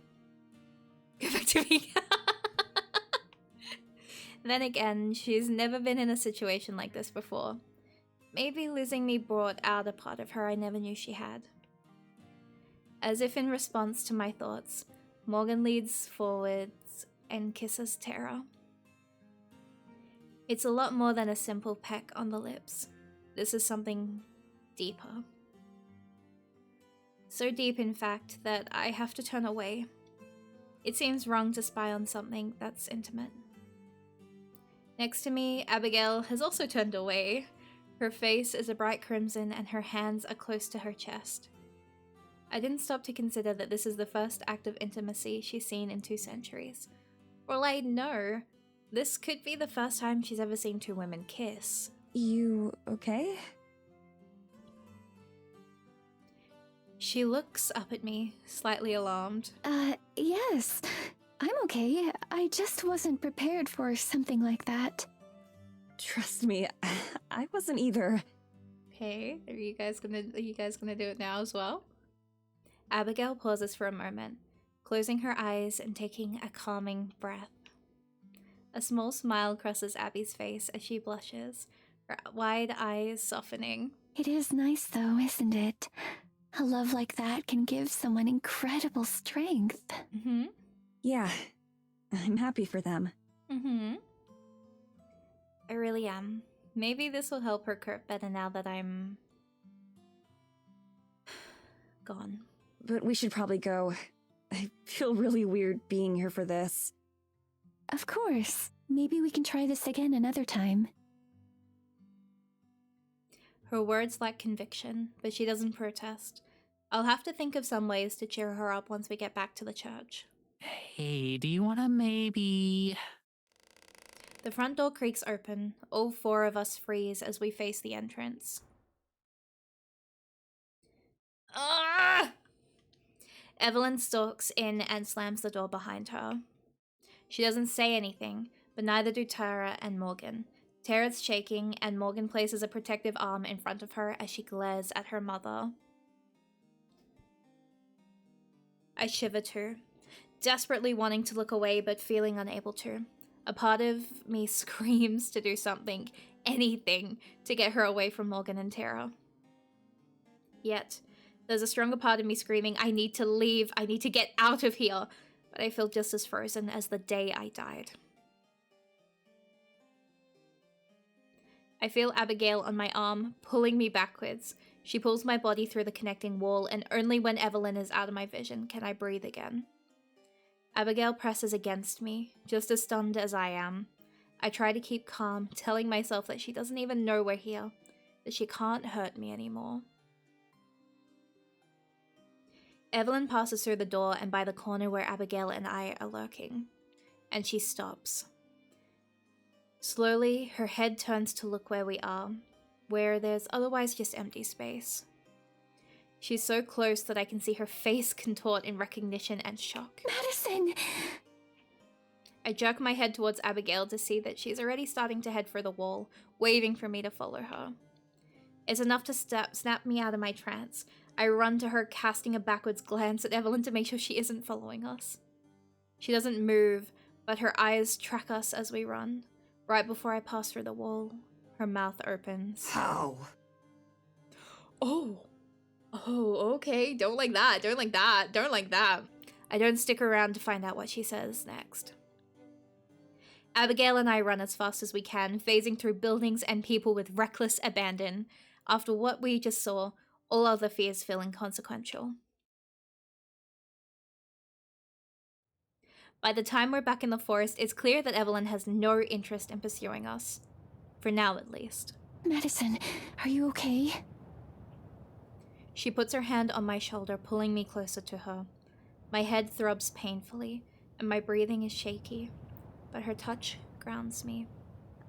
I'm not sure, but I'm a lot better now that we have some distance between us and her. I look backwards towards the village, half expecting her to come flying at us like some kind of demon. Did Evelyn kill her? Yeah. She saw us, Abigail. How is that possible?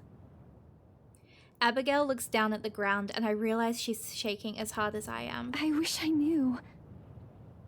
Madison, she said something to you before we left, didn't she? Yeah, I didn't catch all of it, but I think I know what she was going to say. She looked shocked when she saw us. Confused, even.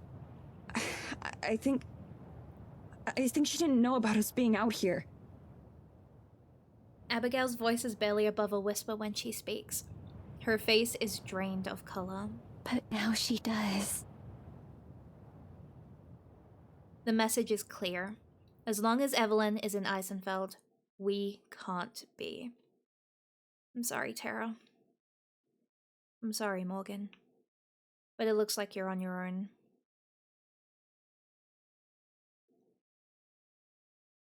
Abby? Whoa, what? The midday sun sits high in the sky, setting everything aglitter. The vibrant music of the forest, the pitter-patter of dripping snow, the chitter-chatter of birds, and the accompanying breeze is especially loud today. The events of yesterday are a forgotten nightmare, and so today must be a dream come true.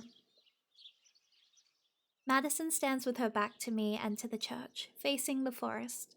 Her head is tilted back ever so slightly. For the first time, she looks truly at peace. For the briefest moment, she's framed by the sunlight. Then, perhaps sensing me watching, she turns around and smiles at me, and I can't help but smile back. Without a doubt, the past several days have been the happiest of my extraordinarily long existence. Good morning. Did you sleep well? Yeah, I did. It's getting a bit easier. That's wonderful. I know that this isn't the truth, that she tossed and turned and sighed until early in the morning. But I understand. Whatever it takes for her to feel more comfortable, more at home, I wish that I knew how to help. For me, sleep was the last thing on my mind after I passed. I explored endlessly, backtracking over and over again until I knew every step of these woods. I made the most of my situation as best as I could. And rather well, if I do say so myself. What would you like to do today? Let's go back to that forest clearing. The one where the fairies live? I'd like to see it again. My soul sings. That out of everywhere we've been, that would be the place she wants to return. I rush to her side, drawn to her presence like a magnet. Simply being near to her makes me happy. A part of my mind screams at me that I don't deserve it. The same way that she doesn't deserve to be so miserable. Still, I put on my brightest smile as I touch her arm. That sounds perfect. I'd like nothing better. Shall we go now? Yeah, sure.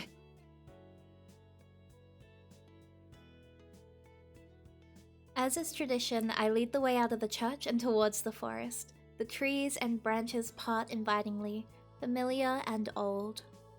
I ask the forest to take us to the clearing, and I can feel it ripple in response. Not physically, but in my heart. I know that the forest is listening.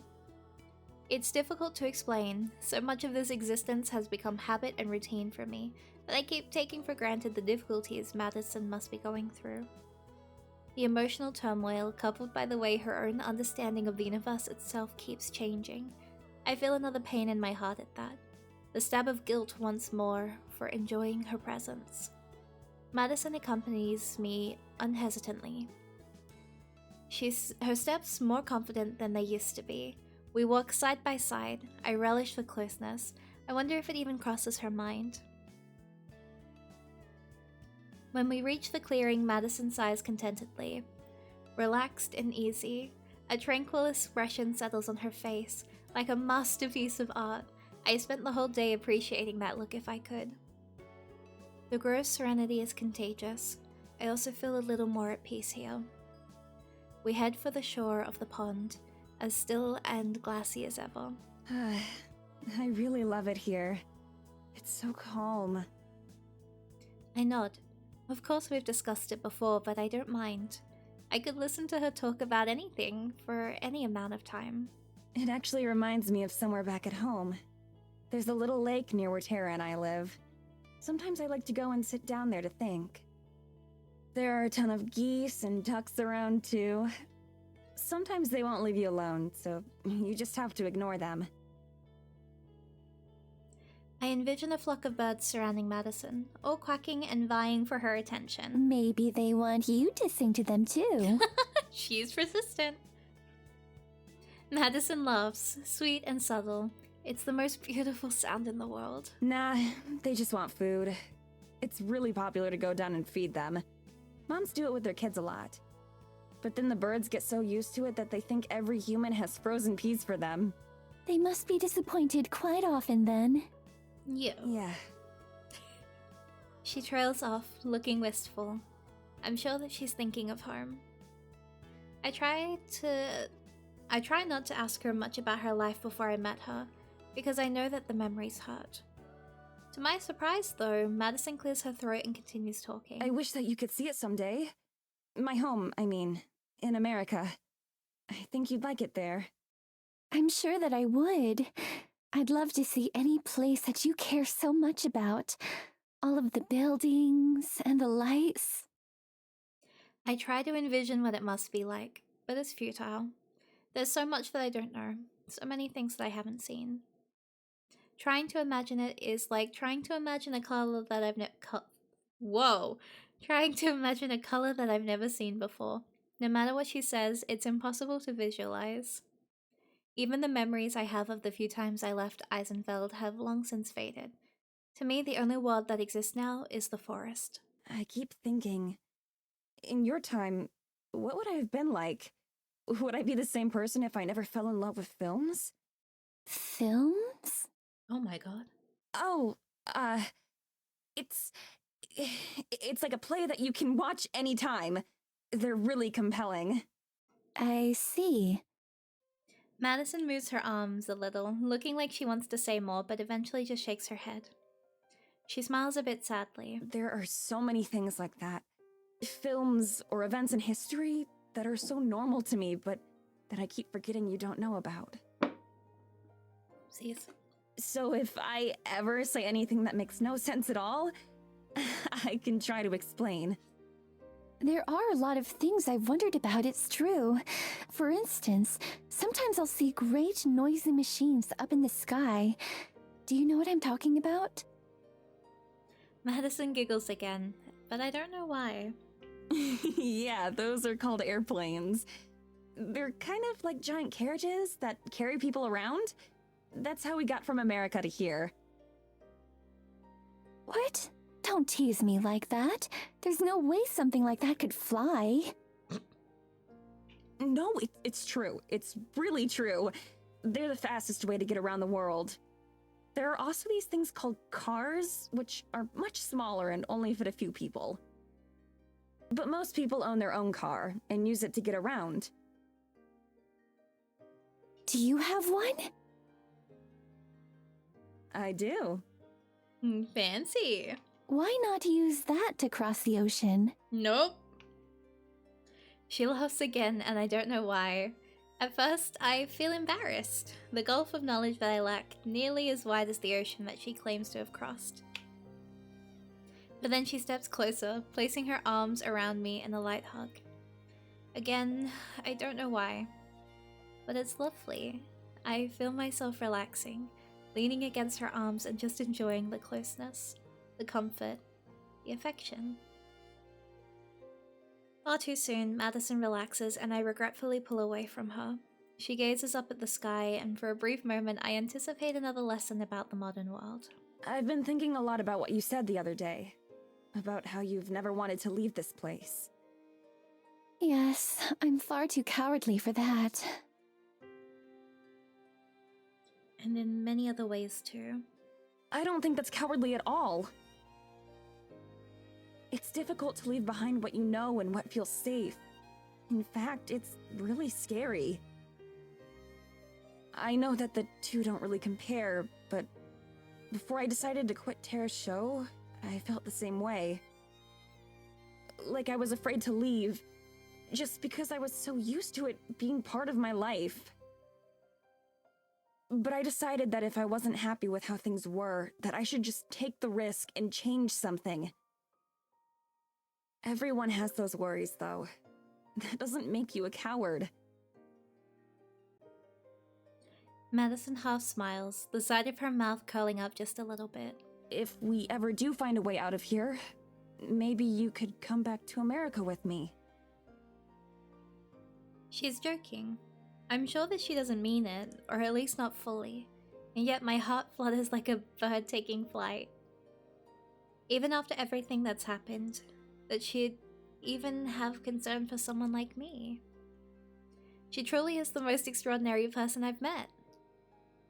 And as happy as her offer makes me, it hurts like a knife in my heart because I know that it could never be. I wouldn't deserve that kind of happiness anyway. Still, I smile back in kind. That might be nice. Would I have to ride on an airplane? Oh, definitely. People don't really take boats across the ocean for travel anymore. Not nearly as much. Pretty much everyone flies.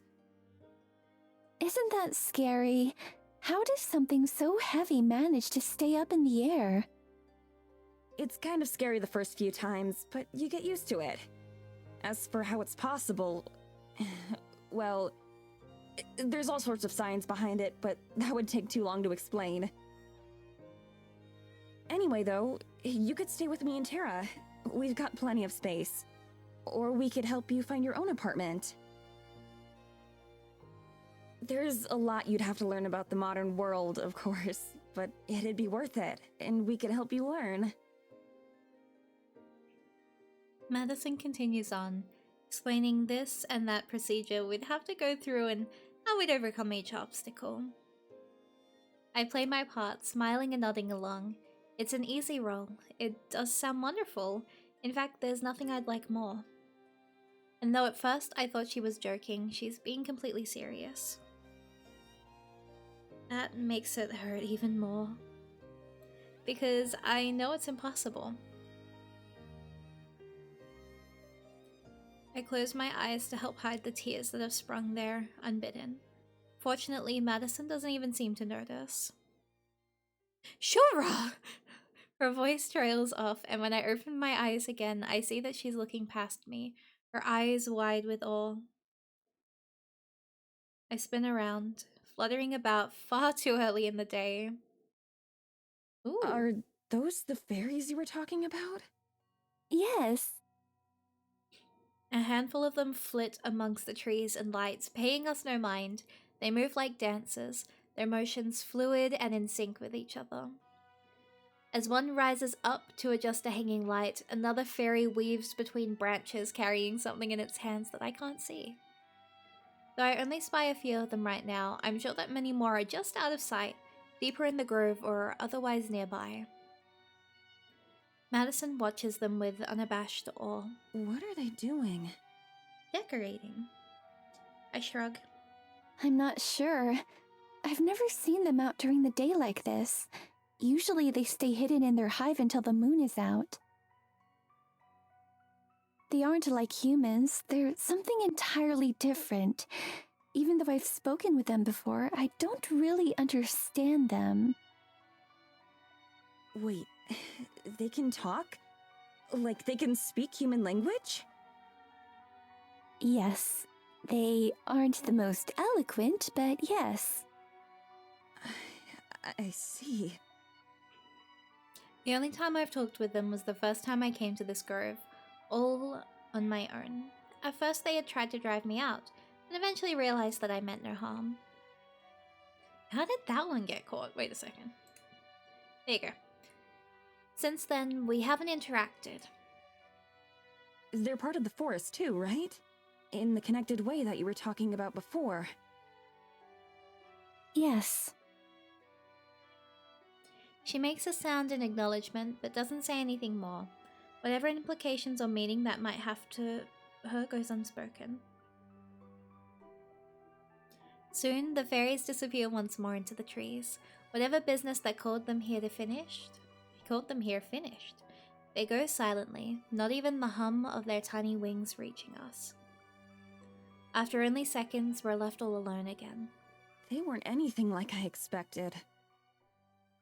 Really? How so? In stories I've heard, fairies are always smaller and look like little people with wings. Not like what we just saw. And they usually live in flowers and fields, not the snow. But those are just stories, of course. I keep having to remind myself that this is real life. And that real life doesn't care what happens in stories. Real. Madison looks down at the pond. Gently, she places the tip of her foot into the water. Of course, the water remains still, like she isn't even there.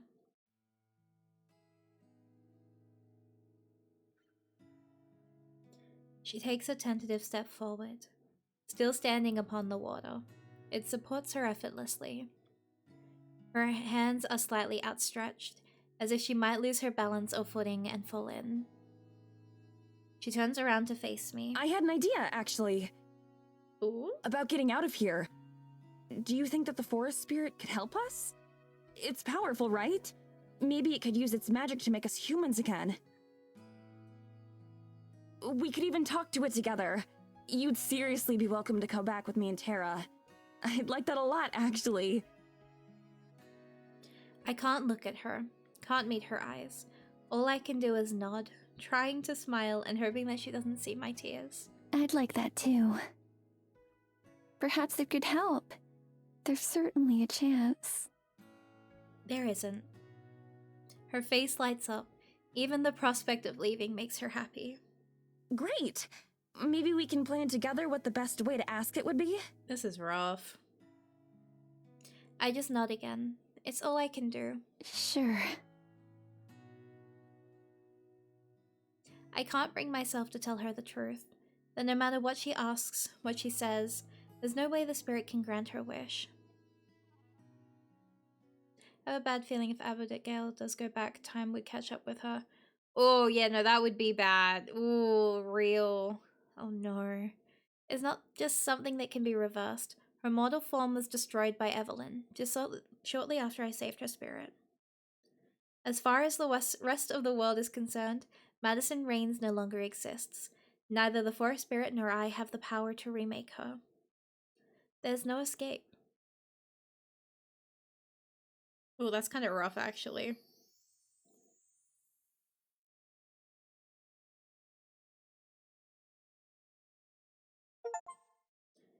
Chapter 4, Wreath. I am going to press save. Ooh, ooh, ooh. I haven't saved alls this stream. Ooh, let's do that. What does this mean? What does this mean? There's no way.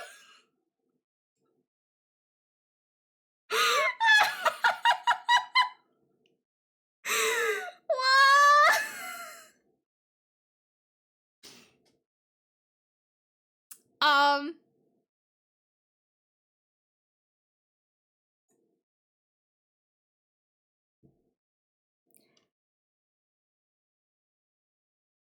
Should I try and save again just to be safe? Should I save again just to be safe? Because now I have anxiety. Now I'm nervous. Yeah, let's save again. There we go.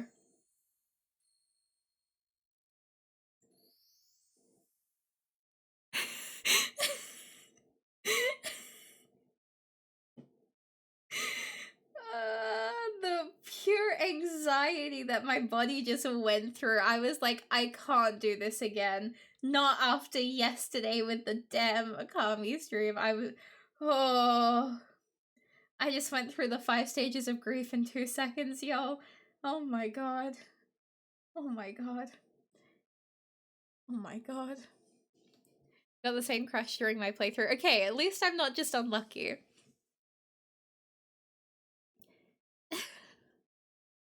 Another morning, nothing's changed. No progress, no hope. The only difference this morning is that Tara is still asleep. It's the first time I've woken up before her since we started sleeping together. I'm glad she's still sleeping. I can tell she needs it. I slip out of bed and dress silently. My next move should be heading to the shop. Sticking to routine is what's kept Evelyn off our backs. For now. The instant I start thinking about Evelyn again, I'm hit by a powerful urge to climb back into bed and wrap my arms around Tara. Hold her for a little longer. How long is this chapter on estimate, do you guys think? Like, do you have any idea how long story, like gameplay hours wise? I don't. She needs her rest, and there's still some time before she leaves. Somehow, thinking about that makes me feel even worse. I try to push the thoughts away, but her voice does that for me. Oh shit, what time is it? She's sitting up in bed and rubbing at her eyes. She's still wearing her clothes from the night before, or at least the top half. But her sitting up doesn't mean she's actually awake. It's still early. You can rest more. No, it's fine. I got this. I'm just going to go spend some time in the shop so nobody comes to check in on us later today. Get some sleep. I'll be back soon. You sure? I move back to the bed and kiss her forehead before lowering her onto the pillow. I'm sure. I'll wake you up when I'm back. 3 to 4 hours. Okay. Okay, cool. Thanks, babe. Are you winning, son? There is no winning in this game. True, there is no winning in this game. I mean, thanks. Dead silence. I knew what you meant. I'm out the door before either of us can say a word. I don't want to think about that right now. I just need to get to the shop. I'm so focused on that, I almost slam into Evelyn the second I step outside. No need to rush, dear. She's got the fucked up eyes. My brain jumps to panic mode. Why is she here? She's never here in the morning. Did she come for us? 3 to 4 hours. Okay. The door isn't shuttled away. I could run back inside, grab Tara, get out. I know deep down that it's pointless to try. If she wanted us dead, we'd be dead. I don't know why she's sparing us. If she changes her mind, we won't get a warning. What do you want? Her mouth curls into a frown. Am I not supposed to take an interest in my daughter's life? Nope. I thought you had outgrown that phase. I grit my teeth. The sight of Tara's body being flung into the wall, Maddie's room in the cabin hauntingly empty. She doesn't have the right to even pretend to be my mother. I'm not your daughter. Morgan!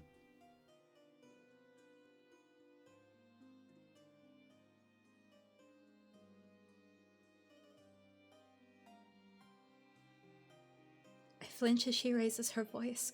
I hate letting her get a rise out of me, but there's too many memories making me afraid of that sound. She just sighs and her features sink. She almost looks visibly hurt. Only almost. There's still something inhuman about her expression. Something I've never been able to understand. You can be so cruel sometimes. You weren't always. When you were young, oh, you were the sweetest thing. You would never imagine the things you say to me so casually now. I clench my fists, have to keep it together. My nails push slightly against the skin of my palm. As always, my fingers freeze before they draw blood. I'm going to work. My voice comes out as a rasp, and I cringe at the weakness of it. She puts her hand on my shoulder as I try to walk past. Work can wait, dear. I'm sure your customers will understand. I have something to show you. I thought since you were so desperate to see in my office, I could give you a little glimpse of what I keep in there. Evelyn drops her hand, her lips twisting into a sickeningly If you're sweet not smile. interested, however, I'm sure your American friend would be eager to join me.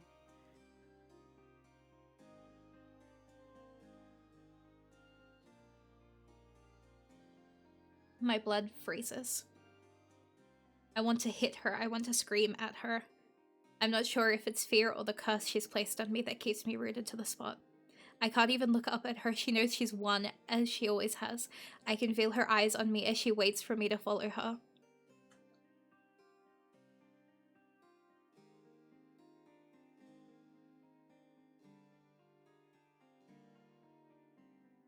The moment passes, and she makes a sound of affirmation. She turns away. Now come with me, dear.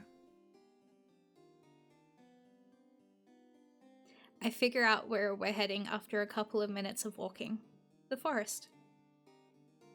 If she's taking me in there, then this could be it. Ah, here we are.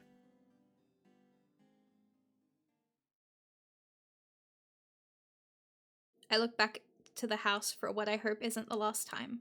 What's going to happen if Tara wakes up and can't find me? What if she never sees me again? Tara.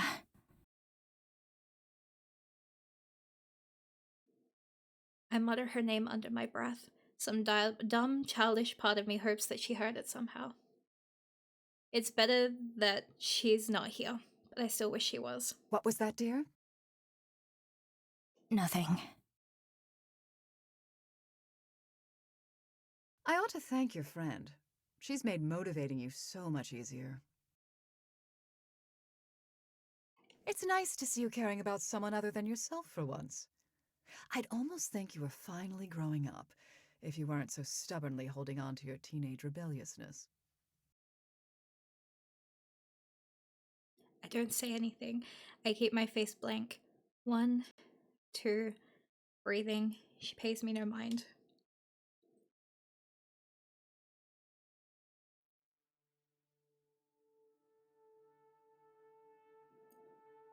We walk into the forest, past the initial tree line, into its depths. At least I know where we are.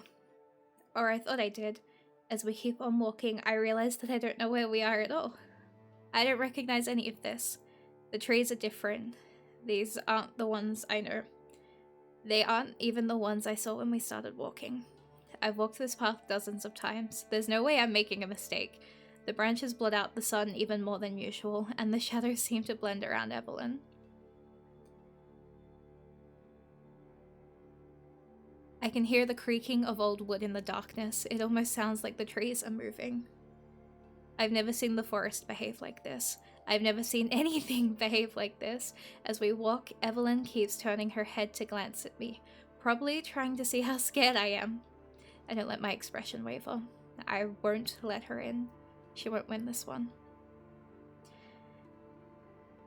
The things around me don't even look like trees anymore. They're too gnarled and rotten. They twist into shapes that shouldn't be impossible. They form walls around us as we walk, pushing us forward. I can't help drawing in on myself. It's like the whole forest is closing around us.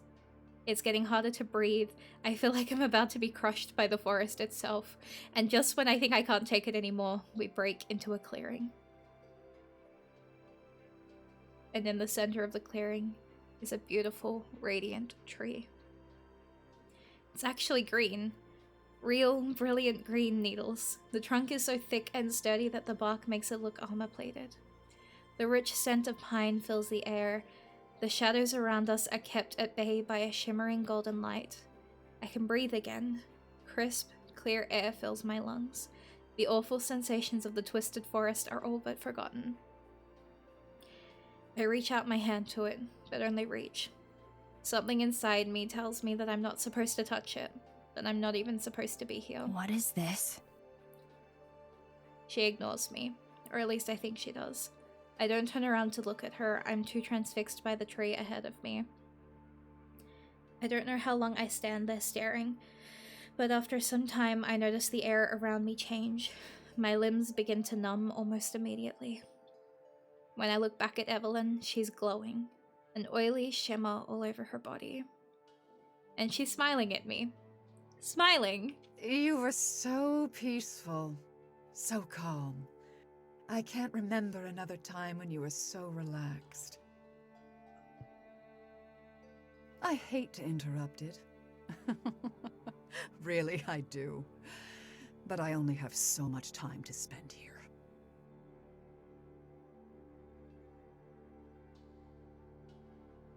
Do you understand? She starts walking towards me. That's when I see the knife in her hand. I try to open my mouth to speak. I try to move my feet away from her. I can't. Completely still, impulse crashes against nature. My heart hammers in my chest. Every muscle in my body is frozen. I can't even shake. This forest spirit. It's so young. As small as it is, the power within it is enough to melt the ice in this place, to draw you in. You love it so much, even though you'd only just met it moments ago. A rush of understanding fills me. The warmth, the peace in this place. A haven from the cold, and we are the intruders. I always knew you were part of this forest. Much more than any of the others. This confirms that. Where did we fuck up? Surely they're not gonna kill her. Did I make a wrong choice? Was I meant to make her be strong? Did picking morning do this to us? She grabs my hand and holds it up, examining my palm, running her fingers over its creases, as if it's like nothing she's ever seen before. I thought it would make you dangerous. It didn't. It made you weaker. She presses the blade to my hand. My mind screams at my body, desperately trying to get my muscles to respond. Your one chance at success, of escape. And you're weakened by it. She laughs to herself, like she knows a joke that I'm not in on. With a swift motion, she drags the knife against my palm. I stare in horror as blood trickles and pools from the open gash. Since you loved it so much, I wonder how it will feel for you to be the one to kill it. My strings are cut in that moment and I fall over. The rush of sensations rush over me all at once. The pain, the cold. I scream out, clutching my palm. I turn and try to crawl immediately, my instincts shouting at me as I fall to my knees over and over. Get up! Run! Run! But it's too late. Evelyn grabs my wrist so hard I feel like the bones are about to break, and she swings me around and presses my bloody palm into the forest spirit. Before I can rip my hand away, I feel a voice bursting forth from within.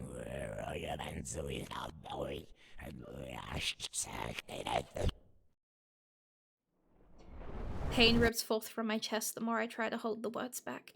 I cover my mouth with my hands and stumble back in horror. But it's too late. An unexplained sound fills the air, a hideous groaning. I know what it is. I do. I don't want to admit it to myself, though. It's the spirit. Blackness moves up the shining green needles. The calming aura disappears completely, and it's replaced by something else. Pain. It's pain. I fall to my knees as the trunk begins to twist into itself. Bits of bark fall into the snow. The rotting blackness creeps up from its roots, and the unsteady trunk begins to sway. The needles wither and die. My head is filled with its suffering.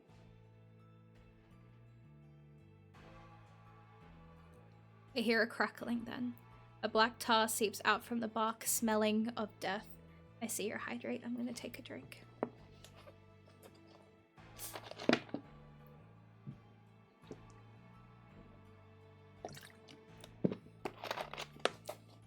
I'm also gonna take another drink of coffee. Don't mind me on the sound. That was water! That's water! It's in an old Coke bottle because I didn't have my normal water bottle.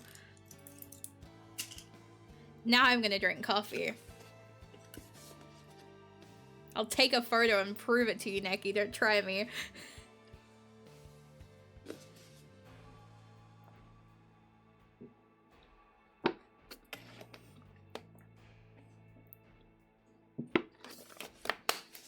Can't believe Neki doesn't trust me. Okay, fine.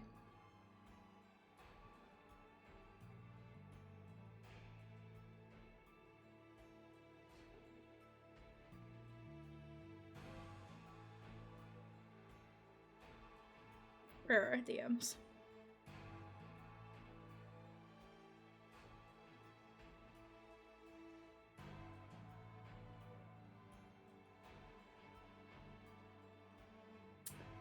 There you go. Tell me that's not water, Neki. Tell me that wasn't water. I drank my hydrate. I'm a woman of honor. Okay, fine, you get a pass. I can't believe this.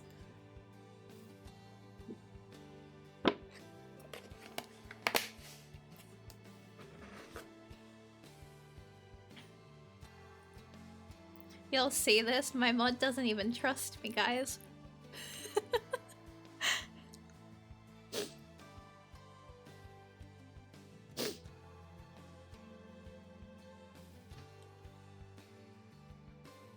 Okay.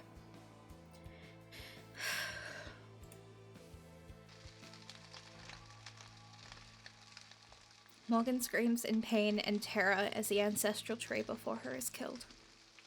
It bursts into flames. Had air release like a sort of course I had doubts. I would never betray the hydrate redeem. No, no, no, no, no! I try to hold my mouth closed. Incantations leave my throat in a voice that's mine but yet isn't. Evelyn's standing further back now, watching the scene before her. Her face is contorted into a terrifying grin. She's enjoying this. The crackling grows louder. My breath catches in my chest and out of the corner of my eye. I see Evelyn, hand outstretched. Don't! Stop! With a crack louder than thunder, the spirit's trunk splits into two. A beat of silence follows. And then I hear the screams. It comes from all around me. Something crying out within the woods, a shrieking, earth-shattering wail. My heart breaks. It's not something in the forest. It is the forest. Somehow the trees around me are screaming in pain. I'm screaming now. I can barely hear myself through the shrieking vortex around me. I can't look. I bow my head, still screaming as the fire burns. Even the fire feels wrong. It's cold, freezing. Fire blooms around the trees, shooting high above the tree line in one giant blinding burst. The tree is gone. All that's left is a circle of scorched earth. The burn is more intense than anything I've ever seen. It looks like it stretches down forever. Somewhere in my heart, I know nothing will ever grow here again. The scream starts to fade. I slowly take my hands from my ears. Thank you for being such a help, dear. Really. Morgan looks back at Evelyn with gritted teeth. You're a monster. How funny. Your mother said the exact same thing. You really do take after her. I can't gather my thoughts enough to respond. The screams are still echoing in my mind. Never forget this day, child. In the brief time you have left, I want you to know for certain that you don't stand a chance at changing your fate. You never have. None of you ever had. And when the time comes for you to serve as my vessel, I'll make sure the next one won't either. She reaches out towards me, and I prepare for the worst. But all she does is pat my head and ruffle my hair. You can find your own way home, I assume. I know how much you love these woods. She gives another chuckle as she turns and walks away, heading back into the shadowy trees. She disappears into the darkness. All that's left is me and the disgusting burnt circle. My mind is blank, numb with shock. Quietly, slowly, one thought begins to take form.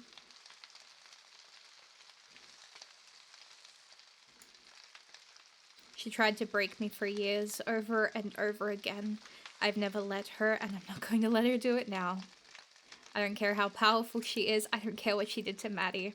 She's going to pay, and Tara and I are going to make sure of it. We'll destroy her, once and for all. We'll leave this place behind for good, together. And nothing's going to stop us.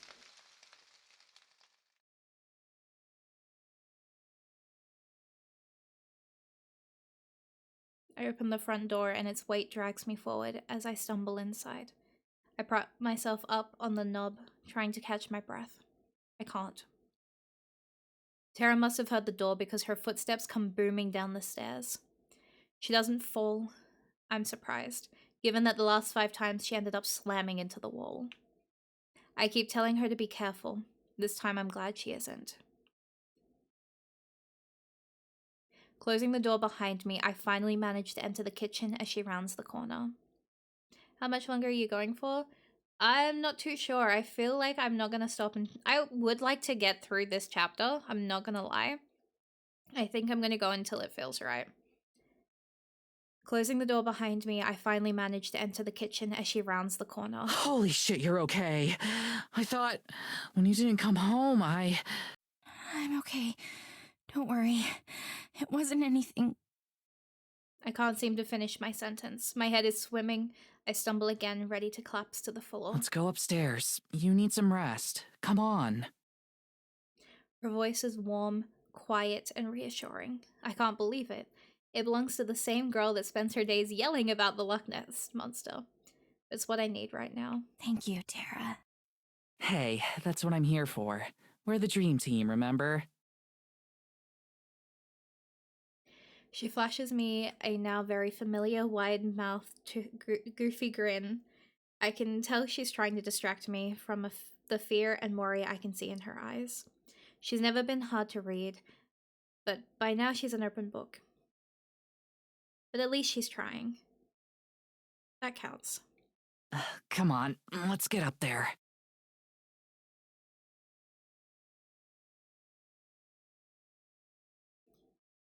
Tara holds my arm to steady me as we go up the stairs. I hate being like this. I'm not supposed to be weak. I can't be weak. I ignore the shaking in my legs and force myself to stand on my own. Even if I'm just walking to the bed to sit down, it helps. You just sit here for a minute and relax, okay? I'll go make some coffee or something. I thought you didn't even know how to make coffee. That's where the or something comes in. It takes me a second to realize that I'm laughing. Everything's gone wrong, but I'm laughing. Every time I start to lose hope, she makes me laugh. She's smiling again. It's genuine this time. I guess I'll take the risk. Thank you, Tara. I'm not good with words. I want to kiss her, to thank her genuinely. It's not the right time.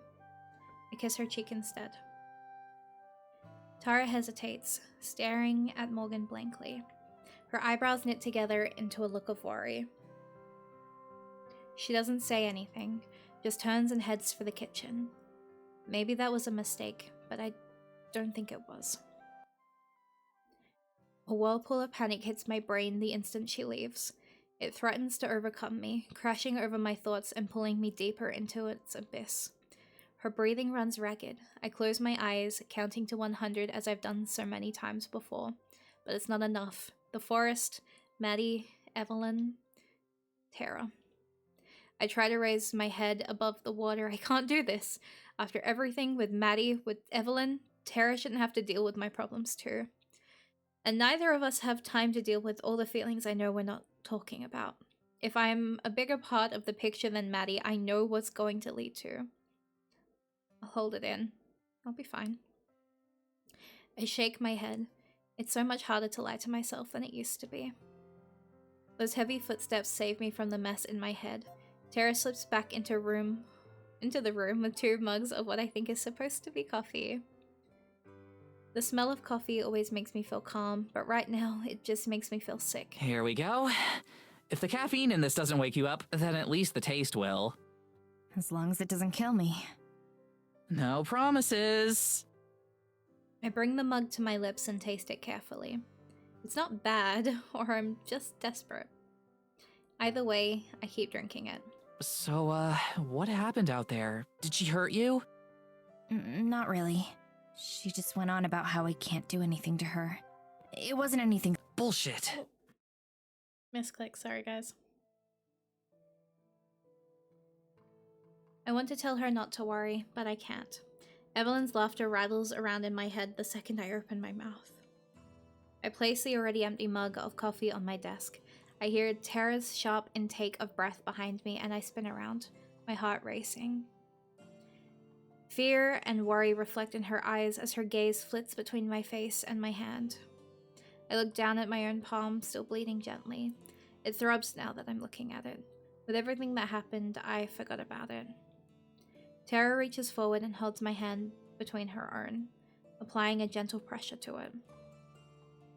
Her concern is more than I can handle. Can't lie to her. I'm sorry, Tara. We've already got so much to worry about. I didn't want to give you more. I want to look out for you, Morgan. I can take it. The two of us sit silently for what feels like an eternity. Every sentence I try to form falls apart the moment I open my mouth. The screaming echoes in my head, but eventually I do it. And then I couldn't stop. I was killing it. Oopsies. Hee. Tara rubs my hand, staying quiet as I continue talking. I feel my eyes stinging the more I speak, but I have to hold it together. It was burning. It was burning and dying. It was like the entire forest felt it. I couldn't stop the magic no matter what I did. And after everything was said and done, Evelyn, she... A little oopsie daisy. I feel a tightness in my chest. I've never spoken like this before to anyone, not even to Gilladura. Oh, forgot how to say her name. I'm so sorry. Oh no. She told me my real mother was just like me. I can't bring myself to continue. Voicing the implications out loud would make them more real than they already are. My real mother is gone, and whatever similarities we bore mean nothing now. All that matters is that she lost. Shit, Morgan, The stinging's getting worse. She probably doesn't know how much we know. If she's trying to scare you, that means she's really scared of us. Her pulling weird shit in the forest isn't gonna change anything. She can't understand. How do I tell her about the screams of the forest? That black fire. The trees were... I cut myself off. What am I doing? I already told myself I wasn't gonna let this get to me. And here I am, already about to lose it. I have to keep it together. You're right. Sorry. I shouldn't have made such a big deal out of it. Hey, that's not what I meant. I want to hear what you have to say. She sits down next to me. The stinging in my eyes isn't going away, no matter how many times I try to blink it back. You know I'm not the best at, like, saying stuff. Or knowing how to say stuff. Isn't that your job? Yeah, but do I ever look like I know what I'm doing? She holds my hand as I chuckle. You've got a point. But I'm okay, I promise. It was just some cheap scare tactic. I wouldn't let something like that beat me. Like you said, this is just a sign that we're on the right track. Just because everyone else before us failed, that doesn't mean that... Morgan. Huh? You're crying. What? No, I'm not. Inch by inch, I reach up and touch my cheek. It's wet. I can't be crying. My eyes are still stinging. I've been holding it back. It's okay. You can cry. I told you, I'm not... My voice cuts off as I let out a choked sob. I'm not...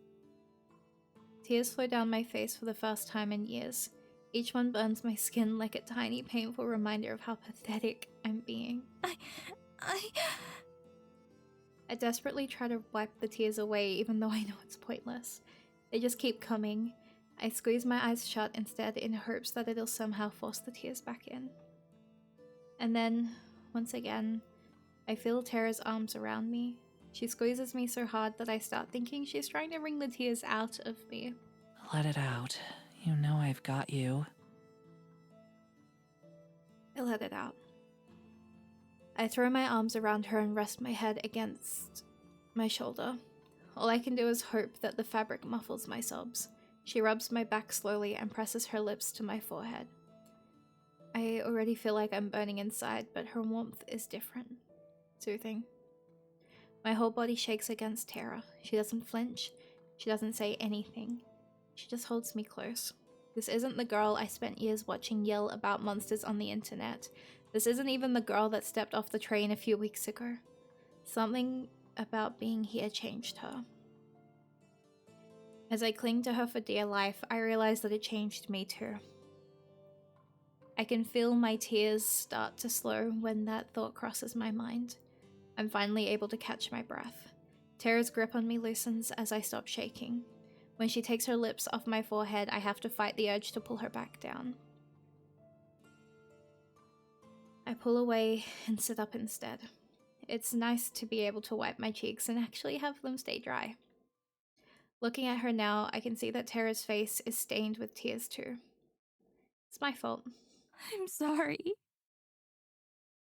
Hey, it's cool. I don't think anyone on Earth or anywhere else would say you don't deserve a minute to get it all out there. If you say so. For what it's worth, I think you stand a way better chance than any of the people that came before you. After all, you've got one thing they don't. What's that? She breaks into another massive grin that the tear streaks on her face can't hope to tarnish. I know what she's going to say before she even brings out the finger guns. Me, obviously. I start to chuckle before bursting into laughing. Real, full laughter. Every now and then a sob slips in. I don't mind as much anymore. As always, she knew how to make me feel better. My incredibly humble savior. Hey, if I can't stay on brand even under the threat of death, I don't deserve to be popular. I love that about you. I clamp my mouth shut the instant the words leave it. I don't know where that came from. Tara's expression makes it clear she doesn't either. Thanks. Yeah, no problem. We look away from each other. I do my best to focus on anything in the room that will hold my attention. Hey, can I say something? When I look back at her, I can see that her entire face is bright red. As much as I love to joke, I'm 100% serious about you having something that they didn't have. More than one thing, actually. What are you talking about? I mean, you're really brave. Like, the bravest person I've ever met. You're smart, too. A hell of a lot smarter than I am. You're... She scrunches up her face in that cute way she always does when she's trying to figure out what to say next. Which means I've seen a lot of it. You're all the things that I act like I am. You're smart, you're brave, you're strong. You're not afraid to fight back against bullshit. You're beautiful, you're capable. You've been through a ton of bad shit all your life, and you're still fighting, even against things nobody else out there believes. I spend nearly every day of my life thinking about the strangest things in the world, and I still couldn't have imagined someone like you really existing. If I hadn't watched her ramble for years, then I'm sure that by now she'd be incomprehensible. But I can hear every word, and I can feel my heart beating faster with each one. And you're just really awesome and fun to be around, and being here with you is one of the best things that's ever happened to me, and I don't want this to end, and You're in love with me. You're right, girl. I'm in love with you!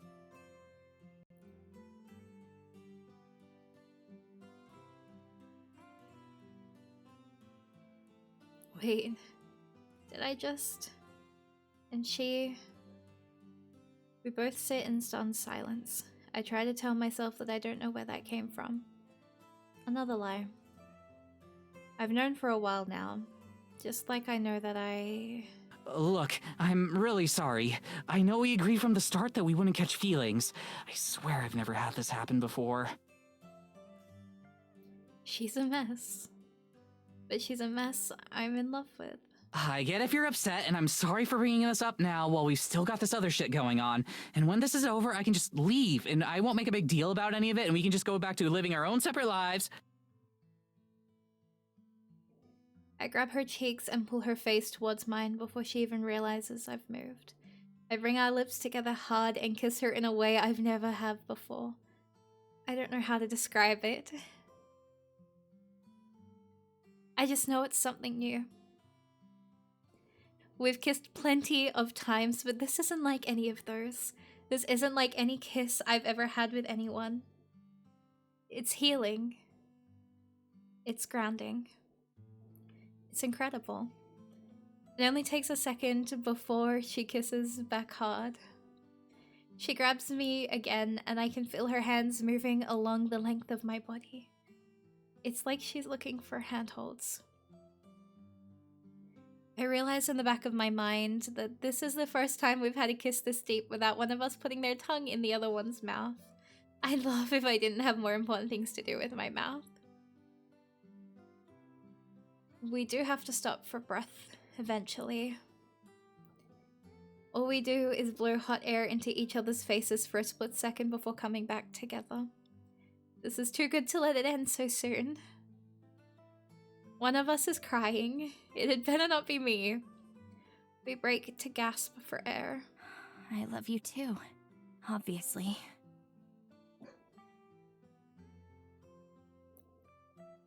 Tara plants smaller kisses on my bottom lip as I speak. Yeah, I kinda figured.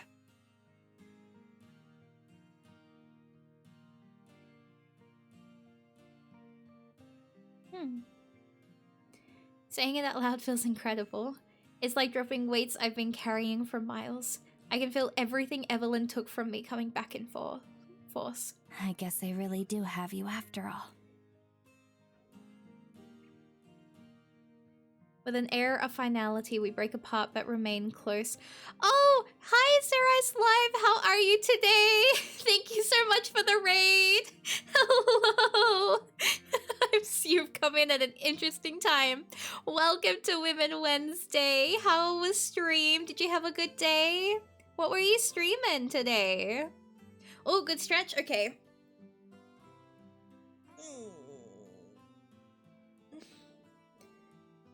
Minecraft? Hell yeah! How was Minecraft? Were you gaming? Oh, hello, Cinda. Sorry, sweetie. What were you doing in Minecraft today? You'll have to forgive. This is a very deep moment. With an air of finality, we break apart but remain close. Tara presses her forehead to mine and nuzzles my nose. Mining? Nice, nice, nice, nice, nice, nice. But you were yearning for the mines. God bless. Tara is blushing hard while looking at Morgan determined. I'm not going to let her hurt you. I promise. I know. We're gonna beat this thing, Morgan. We're gonna kick Evelyn's ass, and we're gonna save my best friend. The children, they yearn for the mines. And when we leave the shitty village behind for good, I want you to come with us. Us. Yeah, of course. I'm still not able to match her level of confidence. I love her, but that doesn't magically guarantee things will be okay. I'll keep trying to get there, though. So, what does this make us? Have a good streamer. Thank you so much for joining us still. Thank you so much for the raid again, and stay safe, make good choices. I hope the rest of your evening goes well for you, my dude. What do you mean? Are we, dating? Or... She rubs the back of her neck and smiles awkwardly. I mean, it's been a while since I've done something like this, and this isn't exactly a normal dating scenario. I know what she's trying to say. We don't know what's around the corner yet. I don't know. Not that it's anything against you, of course. I love you a lot. I don't doubt that for a second. But I don't know if I can put a name on that love right now.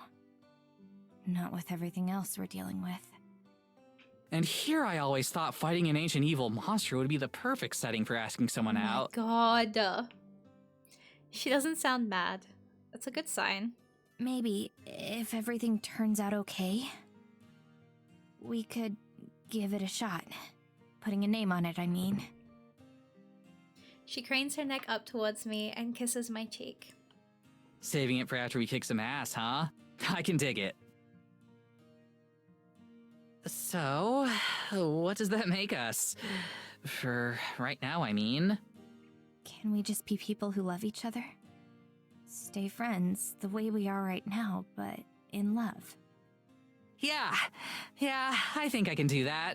I do have one question, though. The women are winning. Shoot. Can we kiss more often now? Oh my god. That works for me. I already know she's about to kiss me, but I beat her there.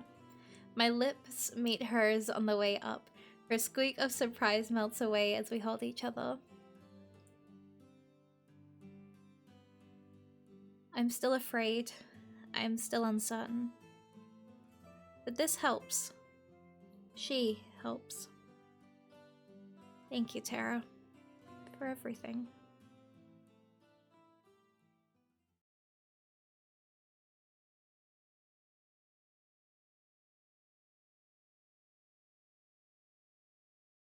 It's been a weird morning. Usually when I get up, Abigail's awake and ready to go, and usually she has been for several hours. This morning, though, I awoke to find her dozing nearby, long past when she'd normally be up. She complained about having a headache, so we decided to take a walk through the forest to clear her head.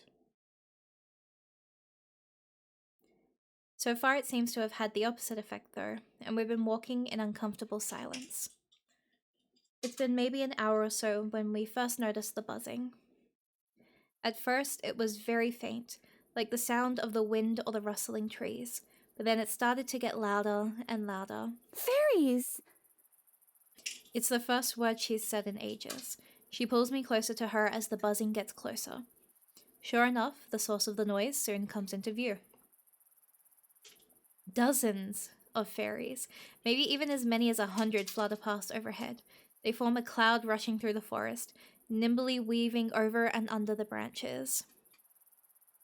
Alright, Shira, stay safe, make good choices! When I first saw fairies back in the clearing, their movements were graceful and delicate, but now they're frenetic and urgent. The swarm travels right towards us, though they don't seem to notice or care about us at all. The buzzing has grown to an almost ear-splitting level, and I realize it comes from their wings. Like bees, their tiny wings beat rapidly to keep them up. They're a blur against the fairies' snow-looking bodies. Suddenly, several of the fairies split off from the rest and dive towards us. I fling up my hands to protect myself, but they come to a halt overhead. This is my first chance to get a good look at them. Their bodies are smooth and pale blue with a whitish tinge. Their eyes are beady and small, looking more like tiny flecks of obsidian than anything with sight. At first, it looks like they're wearing gowns, then I realize that's what they look like. But then I realize that what looks like clothes are part of their body. Colorful plumage helps make each fairy distinct from one another. Rather than legs, their bodies taper off into a point, like little ballerinas. Like snowflakes, no two look the same. One of them turns a somersault while the other hovers anxiously. Our queen! Is that you? Huh? Have you returned?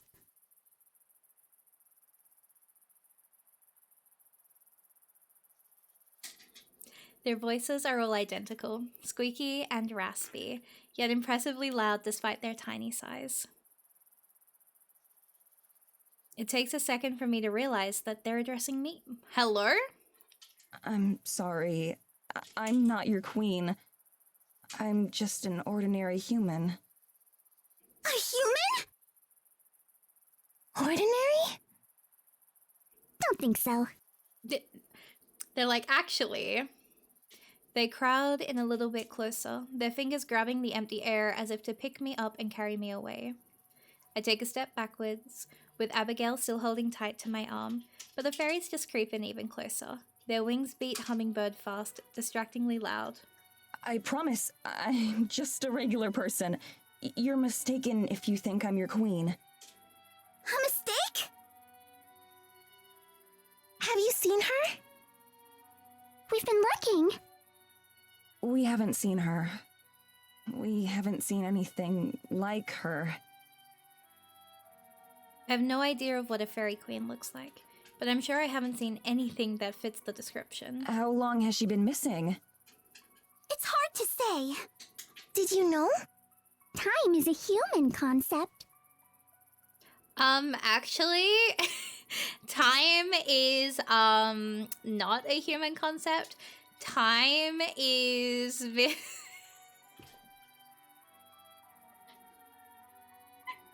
I'm not gonna do it. I'm not gonna do it. I'm gonna behave. I'm gonna behave. I'm gonna behave. I'm gonna behave. I'm gonna behave. Mari, shut up.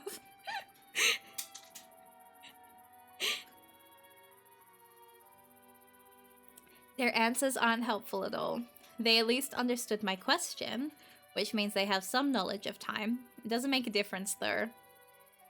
The rest of their swarm has moved on, the buzzing fading once again, but they don't seem bothered. If we see her, I'll be sure to tell her you're looking. That won't be needed. She surely knows. That's why she's our queen. The fairy's peculiar way of oh my god, sorry. The fairy's peculiar way of speaking in turn is almost comical. Since they haven't left us alone yet, I assume that they're still expecting or hoping for something. I'm a little afraid to find out what. Do the three of you have names? We don't. We have no need. Names are for humans, too. They all nod in unison. Smart. Thank you, Neki. Given how everything else about them seems to be insect-like, I just assume that they have a hive mind of sorts. It would fit with everything else I know about the forest. I'm getting a bit tired of all the different networks and connections. It's silly, but it feels a little like not knowing the password to a friend's Wi-Fi. To help keep them straight in my mind, I give each of them a name. The one with the purple flower is Hey, Anan has the blonde hair, and the last one is Freer. Beside me, Abigail tugs at my sleeve, serendipitous. I can't say that word. I have a stutter, guys. I have a speech impediment. I can't say that one. There's too many T's in that. She's angled away from the conversation, trying to lead me out of it. I turn back to the fairies, putting on my best customer service voice. We have to go now. It was nice to meet you. I hope you're able to find your queen soon. It's like how I can't say the second month of the year. There are some words that beat me. I don't want to turn my back on them, so I wait for them to say their farewells and leave. But instead, they come in even closer, causing Abigail to gasp. Don't go! What if you stayed? You could be our queen? No. You would do! We could make it so! It would be easy! Alarm bells ringing in my head, I start to step backwards, with Abigail keeping right on me. There isn't anyone else! Not everyone is suitable. But you are! Let us show you what it'd be like! No! We can give you a taste! No, thank you! Would that be alright?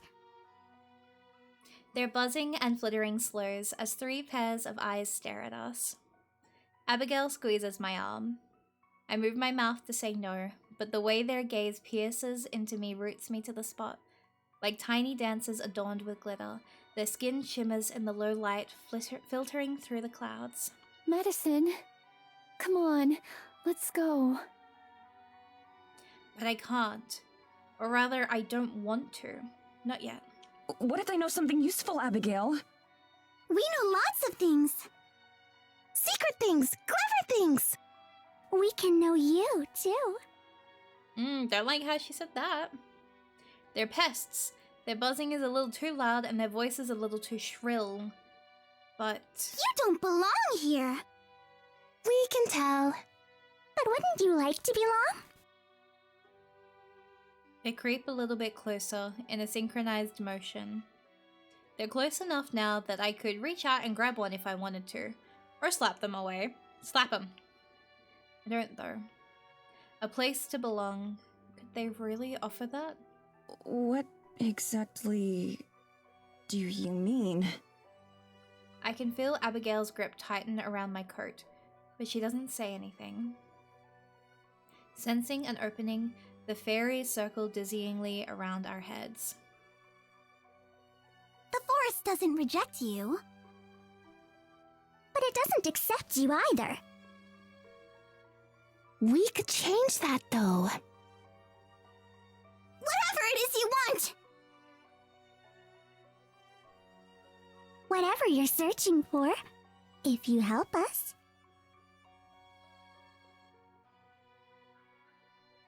Wouldn't you like that?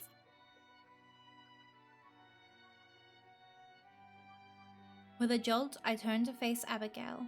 I'm sure she knows what I'm thinking. Whatever I want, there's only one thing. Freedom.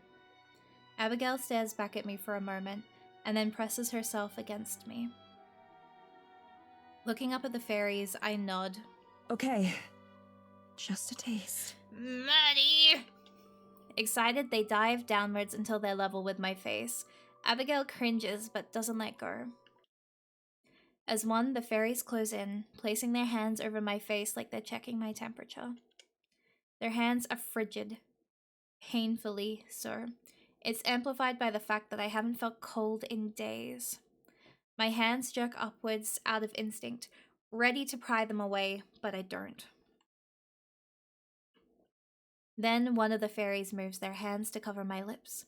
One covers my ears, and the other covers my eyes. For a split second, I feel like I'm falling through the air.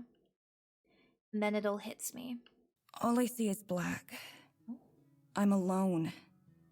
And yet, hundreds of presences flood my consciousness all at once. I can tell they're the fairies, but I don't know how I can tell. I'm bombarded by their awareness like tiny darts, not using words or thoughts or intentions, but just feeling. They're somehow distant, as if behind a wall, but so present. I try to find the semi-familiar presences of Hay, Frio, and Anon, but they're indistinguishable from the rest. There's no individuality, no sense of identity at all. They're just the fairies as a whole. But I can feel what they're feeling. Panic and anger and hurt all churned together. The feeling of being lost, of not knowing where to go or what to do, but not being able to sit still. Though I can't tie it to any particular memory or event, the feeling hits me so strongly, so undiluted that I think I might cry. I can feel that they've been scared by something, but I don't know what that something is. Then, at last, I feel a nudge within my mind. The sensation of being noticed. The presence takes me in, welcoming me. It occurs to me that I no longer exist. I try to ask what's going on, but I don't need to. The moment the question forms, the presence with me starts to answer. Images play in my head, ones I've never seen before. They're grainy like an old film. If I try to focus on a particular detail, the whole thing becomes muddy. I can see flames burning away at the forest. The fire is so real that I can almost feel its warmth. But when I start to focus on it, that too vanishes. The presence of the fairies weighs on my mind, an uninvited audience to the next part. I can see a fairy stumbling alone, but something's wrong with it. I realize instantly, I can't feel its presence. Where it should be, there's just a gaping hole, so vast and profound that it hurts by sheer exclusion. It's agonizing. I want to tear my heart out of my chest so I don't have to feel it anymore. The presence of the fairies, the whole nest, tries to reach out after it and fill the hole, but it won't allow itself to be touched. The moonlight overhead, which I crave, falls onto the lone fairy who hastens to escape it. The lone fairy flees, and the rest of them, the rest of us mourn. One word pulses through my head, both a condemnation and reassurance. One word, though I don't know what it means. Holy shit. Moonsick, moonsick, moonsick, moonsick, moonsick, moonsick, moonsick, moonsick. The vision twists, and I can see a woman. But she isn't a woman. She's also a fairy, but not just. I'm so happy and relieved to see her that I just know she's the fairy queen. I can feel how much she misses the lone fairy. I know, because I miss her too. Desperately. I can see her searching, her hope never fading, until one day, she's gone. The loss is even greater this time. A sick mixture of guilt and shame plagues me, because I don't know where she is. I don't even know how long she's been missing. How could I have not noticed? The loneliness is so great that I want to do anything to erase it. Another silhouette flickers, just out of sight, but I can't keep track of it. We all have to watch it together, and then I realize it's me. But just like the fairy queen I saw before, it's also not me. Visions of time pass, months, years, centuries, and throughout all of them, all of the loneliness is gone. It all feels right. I could fix this.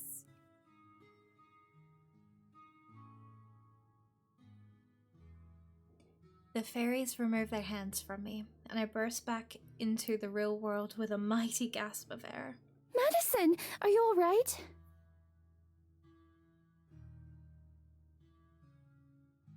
The fairies dart back up, away from the furious glare that Abigail gives them. All I can feel now is her hand clutching me, and I pull my arm to her shoulder for support. My head spins, and for a second I think I might fall over. The dizzy spell passes soon.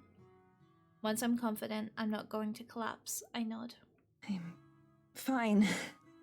How long was I out?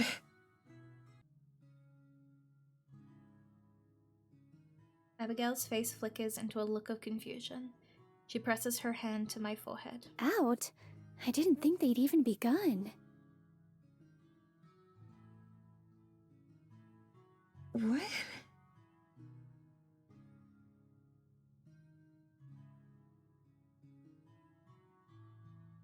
I watch the fairies, struggling to comprehend how so much could have happened in an instant like that. There's no way. We told you, didn't we? We aren't bound by time. Join us and you won't be either. Now that you've seen, and now that you've felt, will you join us? No. Eyes wide, Abigail looks up at me. She doesn't have to say anything for me to know she's begging me to decline. I wish she could have felt how warm it was, how nice it was to belong like that. Yet, at the same time, it feels like a distant dream now, something detached and fading. I try to remember the sensation, but I can't. It's water slipping through my fingers. It seems so real, but it wasn't. It was only a second. I can't sign my life away to the fairies for 1 second of visions, no matter how right it felt, no matter how comfortable. I'm sure that I was just seeing what they wanted me to see. I smile at Abigail and then shake my head, rejecting the fairies. I'm sorry, but I can't. Thank you for showing me what it would be like, though. Oh, good stretch? Okay. Thank you, Tron Wolfie, for redeeming good stretch. I actually really needed that. I didn't even realize I was starting to shrimp. Oopsies. How can we persuade you? We need our queen soon. You could be our only hope. I know you do. But I'm sorry. That just can't be me. Oh, and hydrate. Most certainly. I can do that. I'm grabbing my water. It makes the noise again, but trust me, it's water. Nikki confirmed it.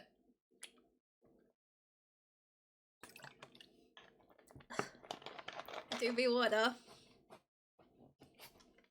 Wild. There's anyone, you're our only hope. Oh my god. We hope you'll change your mind. We'll be waiting for you. We'll be waiting for a queen.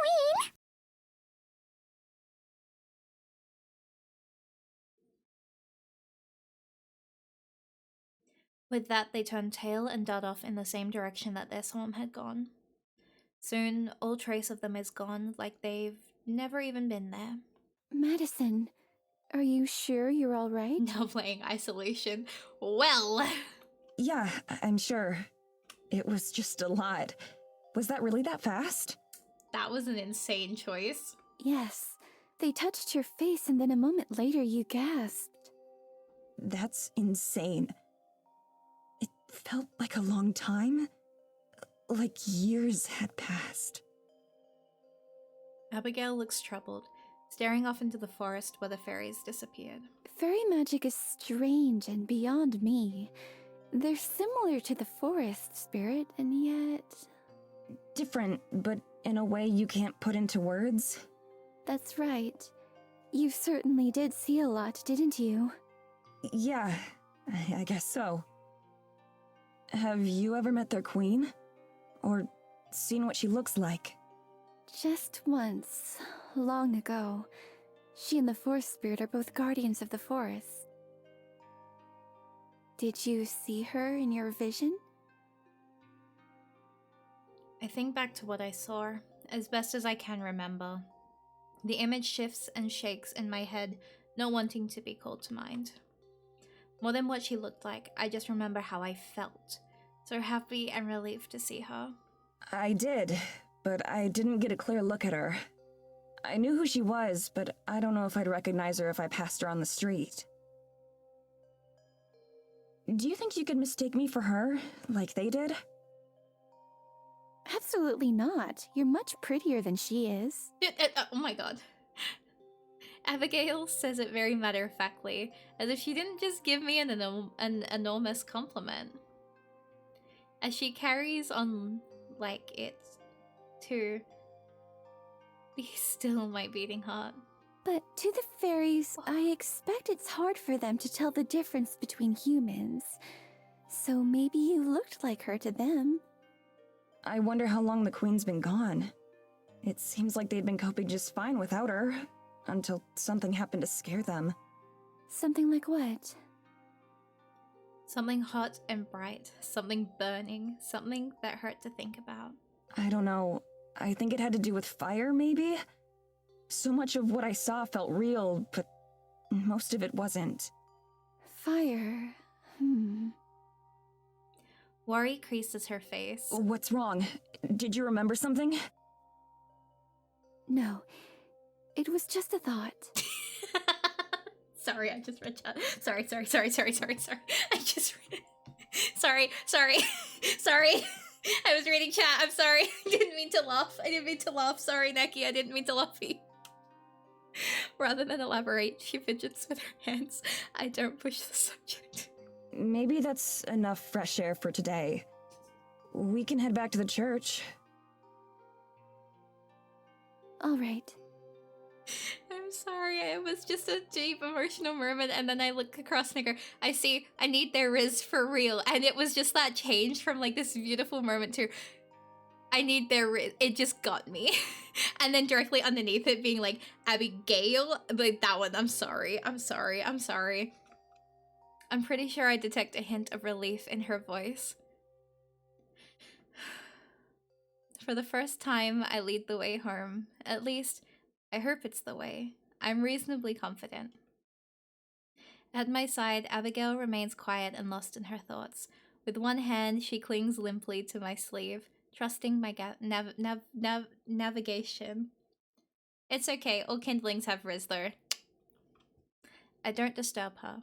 Instead, concentrating on remembering the path is to challenge myself.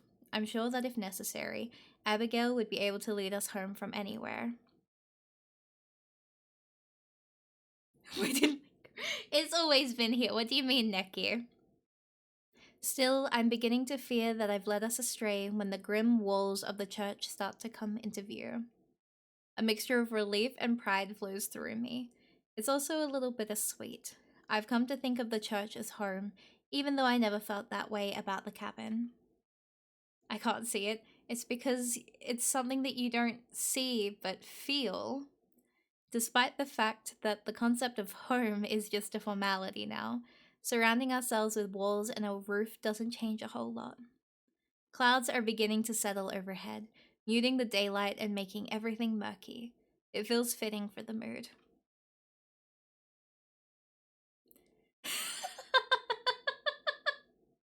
You can't shush Mari. Why would you do such a thing?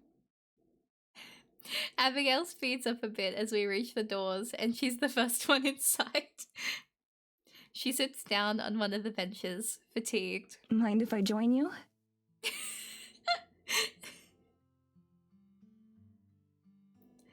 Mari, tell your wife to. Absolutely not. My wife does whatever she wants to do. Just like you do whatever you want to do. I let you guys do what you need to do. I gesture at the open spot beside her. Please do. Oh, sweetie. Oh, my heart. Wordlessly, she rests her head against my shoulder. Headache still? She nods. I'm afraid so. Our encounter there sure didn't help. I'm sure. What?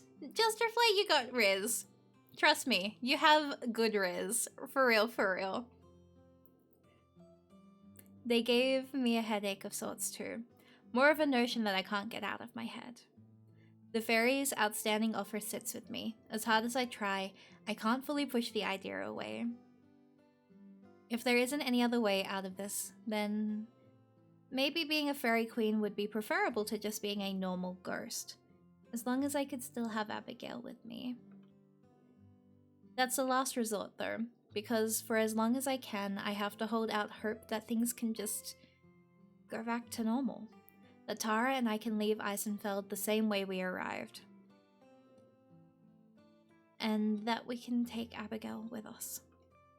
Beside me, Abigail shifts her head just a little. I'm sorry.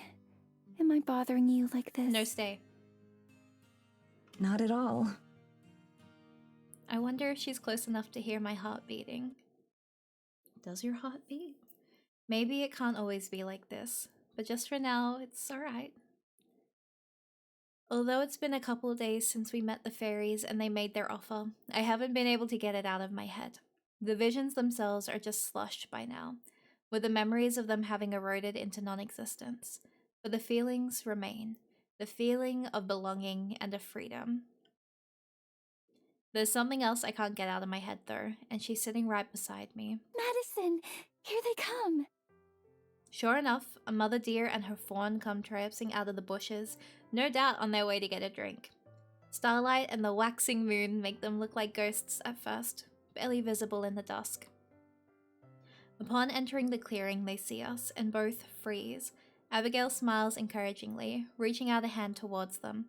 After a moment's hesitation, the fawn takes one tentative step towards us, then another, and another. This one's name is Alma. Alma. Hello, Alma.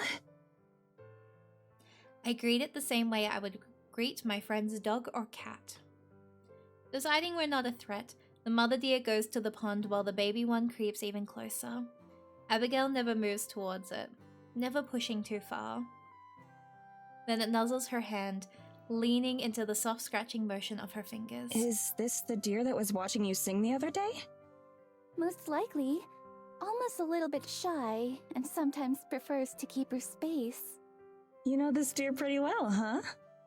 Of course, we're very good friends. To demonstrate, she strokes Alma's tawny neck. She doesn't even have to sit up to do so, since the fawn's face is just about level with her shoulders from where we're sitting on the ground. Alma closes her eyes, clearly enjoying the attention. Would you like to pet her? I'm certain she'd let you. Sure. I lean forward, my hand outstretched like Abigail's was, but the second I move, Alma's eyes go wide and she bounds away into the darkness. Her mother watches, alarmed, from the shoreline. Guess not. Oh, baby. Alma, come back. I promise Madison won't hurt you. She's just as sweet as you are. I'm glad for the darkness and that she can't see me blush. While she's not looking, I scoot a bit closer to Abigail. Just a bit. The hanging fairy baubles help to illuminate the young deer, who watches from a safe distance. None of the fairies themselves seem to be around though. It takes a bit, with Abigail and I both sitting silently, but the fawn chooses to come back after all. Her steps are still reluctant and ready to dart away at any second. She lets Abigail pet her, but watches me warily while it happens. I don't mind. I'm content to just watch and enjoy seeing how happy it makes them both. How long have you known Alma? It must have been a while for her to trust you like this. Oh yes, I've known her for her whole life. And I've known her mother since she was small too. Abigail waves at the mother deer by the pond, who's returned to sating her thirst. That's amazing. I can only imagine the patience, time, and dedication it must have taken to earn the trust of the woodland creatures. Still, all things considered, I'm not surprised that they'd make an exception for someone like Abigail. She exudes comfort. I'm not sure how else to describe it, and I've certainly never felt anything like it before. Maybe being close to her is just as comforting for the deer as it is for me. Do you have any other animal friends that I'll get to meet? Oh, certainly, if you'd like. I'm sure Mr. Bearer is asleep for the season, but perhaps once he wakes up. There are also a pack of wolves around, but for Alma's sake, that would be best left to another time. The deer nuzzles her hand in agreement, and Abigail coos contentedly at it. None are quite so friendly as Alma and the rest of the deer, though. When I was a child, I wanted to have a deer for a pet. I thought that perhaps I could learn to ride one, like a horse. My sister and I would look for footprints in the snow and track them for as long as we could. She looks up at me, smiling despite the melancholy tone her voice has taken on. We never got very far, of course. Hardly a few feet into the forest. But to children like us, it was quite an adventure.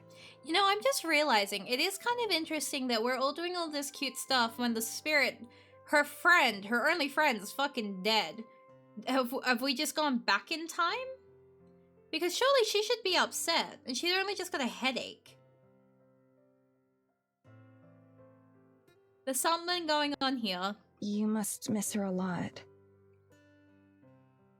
Abigail hardly ever mentions her family.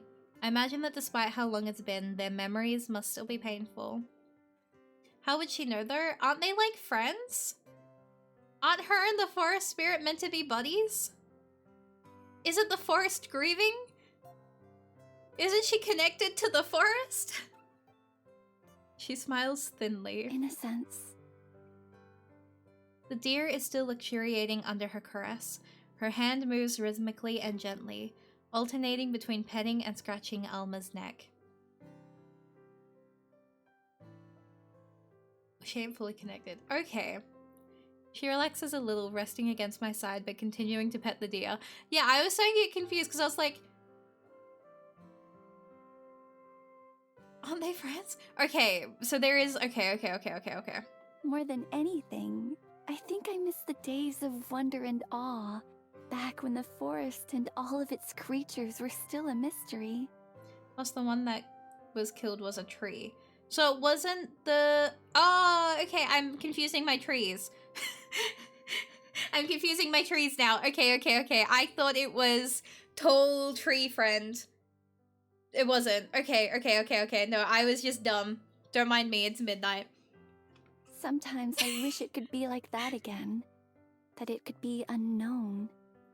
That was the stationary tree as opposed to the moving tree. Okay, cool. I was sitting here worried, thinking it was the moving, like, I thought it was our tree friend. I was, like, thinking, oh my god, because, like, that's where... Then Abigail's aware of. Okay, cool. Thank God. You wish that you hadn't met them? No, not at all. At least, not given the circumstances. I'm quite grateful for the companionship they've given me. For so many years, they've been one of the few sources of company that I've had. But while my love for them has never diminished, I've come to the conclusion that it's grown to the most it can grow as well. That's simply what the world had become for me. A small world of knowns, and nothing more. That's to go. This has been amazing to get. Oh, I love you too. Stay safe, make good choices. Have a wonderful sleep and or rest of your evening. Thank you so much for being here today. Good night, Maury. She looks away from the deer and back at me. A few tears spot her face, but she doesn't look sad. In fact, she's beaming. And then I met you, Madison. Oh. Moonlight frames her face. The lovely night sky, the fairy tale friendly deer, the ethereal woman. It's an image straight out of a painting. You were my first unknown in countless years. The first soul I could speak with that I didn't yet understand. And what a wonderful unknown you turned out to be. I'm frozen again. I've never had anyone say anything that sweet to me. How am I supposed to respond to something like that? I try to calm my heart as it hammers in my chest.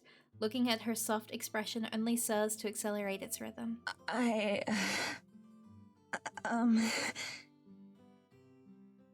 This is on par with. She's like, no! Thank you. That's really, really sweet. The gay thoughts are gaying. I think you're wonderful too. Her free hand darts out to grab mine before I have a chance to react as her eyes widen even more, nearly startling the deer away. Do you really mean that, Madison? Are they about to kiss? Wait, I can't be normal if they're about to kiss. I really do. You're an incredible person. Guys, if they kiss, I can't promise you I won't scream. I can't imagine having to go through what you've been through without losing any sort of capacity for joy. But here you are, still so full of energy and positivity. I hope that I can maintain that sort of optimism. She's about to cry. Look at the tears in her eyes. That's not a kiss. No! Women are losing. No! Abigail lets go of the deer and flings her arms around me in a tight hug. It's a pretty awkward position because of how we're sitting together, but I don't mind. I hug her back as best I can, my only anchor in the storm of chaos that my life has become. Indignant, Alma slicks her ears back and darts off towards the trees again. Without letting me go, Abigail cranes her neck to watch, this time not calling the deer back. Alma's mother bounds over to join her daughter, and they both go careening off. I lean my head down to rest against Abigail's in what's become a familiar position. When did we get so comfortable with each other? Being like this just feels natural. She parts from me. Damn it! She parts from me after a moment, sitting up straight again. She tilts her head up to look at the stars, and I gaze with her. Did I do something wrong? I feel like the night is mostly clear, except for a few wispy clouds. All is still and quiet and calm. Even the pains of the forest don't seem to reach us here. I wouldn't call myself an optimist. I blink, surprised by her sudden words. I don't, nor have I ever really had much hope. There are small comforts and delights, but those aren't the same thing as hope. I can remember names and faces, and even dreams and aspirations that I once had. But do you know what the most curious part of it is? She glances at me, and I notice tears in her eyes. Without thinking, I reach up and brush them away. No reaction. Mari, I'm doing something A or B. B! My heart pounds in my chest, nervous about something that I can't identify, or that maybe I'm unwilling to accept, afraid to be wrong about. What is it? I can't remember how it felt for those dreams to be within reach. Even with my meager, lonely existence, there was still a chance. Did I pick the good answer, Shira? Did I win? As unlikely as it would have been, there was always the possibility that someday something would change. Something might happen. There was a light, so to speak, to look forward to. And the day that I died, that light went out. More tears, replacing the ones that I wiped away. Sparkle in her eyes. I move to repeat the motion from before, but this time she stops my hands, holding them in her own between us. I never gave thought to what this unlife might be keeping me from. Not from the life I left behind, but whatever it is I would have been met with had I lived to the end of my days. For a long time, I considered myself lucky that I was free from hurt and pain and worry and loss. Even if they were predictable and boring, my years here in the forest haven't been unpleasant. But I've never been optimistic. I've never had anything to look forward to. Never in my wildest dreams did I imagine meeting someone as perfect as you. Never did I imagine that I would be happy again. I understand. I know what she's saying, and more importantly, what she means. A shiver runs down my spine. But Madison, I don't deserve this happiness.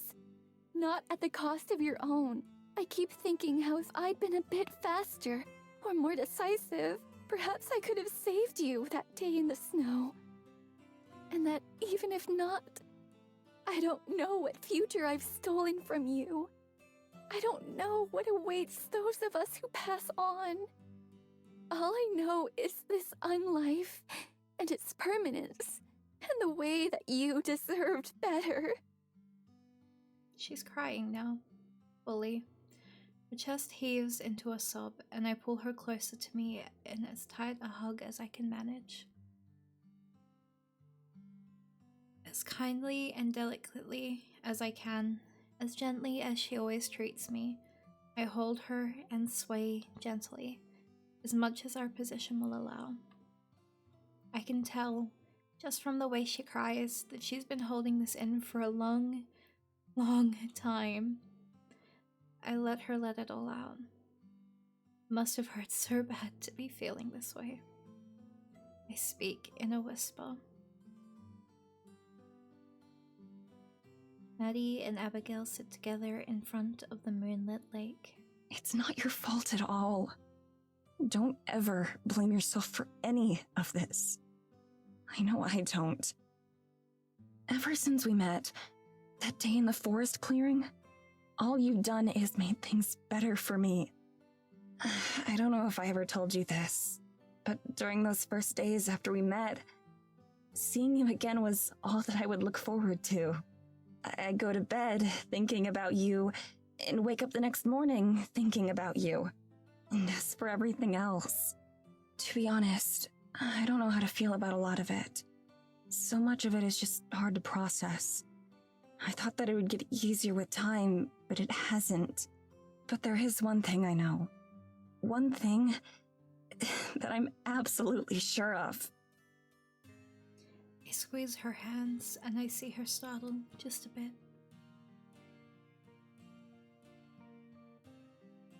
No matter what I'm missing out on, I'm sure I'd rather be here with you. I mean it. Every word of it. I've never really put too much thought into an afterlife or anything like that, but any time spent here with Abigail is time well spent. And if that means eternity, well, so be it. Beside me, Abigail gazes into my eyes wondrously. Her lips move as she searches for the words she wants to say. Madison. She shifts so that the starlight caresses her face, perfect and yet not nearly as luminous as she is. May I kiss you? For once in my life, I don't overthink it. Yes. Her eyelids flutter and close. Her breathing trembles, then steadies. I empty my head of any other thoughts. Maddie kisses Abigail! Oh my god! Oh my god! There it is! Oh my god! Oh my god! Oh my god! Oh my god! Oh my god! Oh my god! Oh my god! Oh my god! Oh my god! Oh my god! Oh my god! Oh my god! Oh my god! Oh my god! Oh my god! Oh my god! Do the thing where it hides the text! How do I do that again? How do I hide the text again?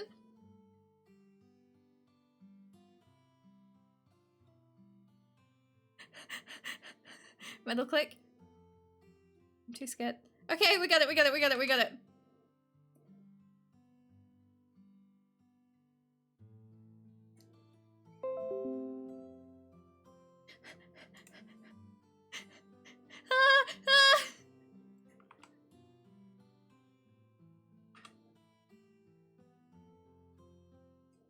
My hands are shaking so bad. My hands are shaking so bad, please. There we go.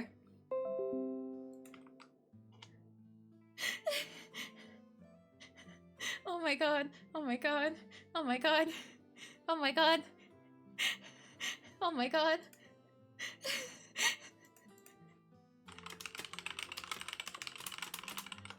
Oh my god. Oh my god. Okay. Okay, we're good. We're good. We're good. We're good. We're good. We're good. We're normal. We're being fine. We're fine. We're fine. Uh. Ah. Ah.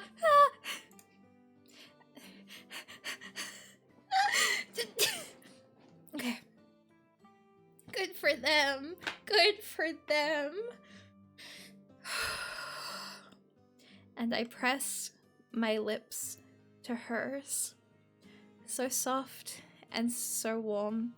As delicate as the fresh fallen snow, as sweet as cotton candy, her form shivers against me and I place an arm around her for support and for comfort, mutually.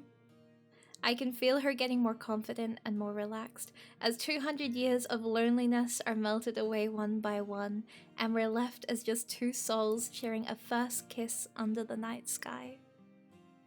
It feels so right that after we've both been through so much sadness and loss, that now we're able to share this moment of joy. Not just share it, but to be able to offer it to each other.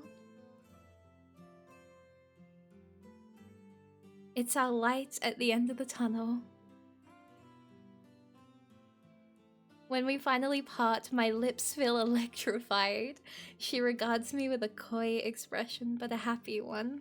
That was even more wonderful than the many times I had imagined it.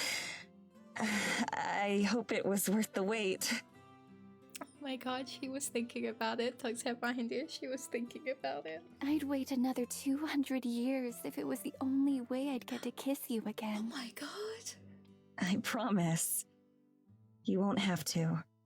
I'm fighting the urge to say something so badly right now, please, for all that is holy. Get out of my body, whatever. Oh, fucking. To prove it, I lean forward and give her another quick peck on the lips. Abigail leans against my side yet again. We've done this several times before, but it's never felt like this. It's never felt this right. Everything feels a bit brighter now. Our next day passes blissfully. We wander the forest, seeing all our favorite spots. The comfort of our new relationship makes the time we spend together even more joyful. Everything is prettier when I'm seeing it with Abigail beside me. Alright, I need to ask, am I about to get my heart broken? Like, is this about to get really sad really fast? Because if it is, I'm gonna end it here on a high note. How many hours are we through? We started it at 22:46. It is now 00, so we're halfway through?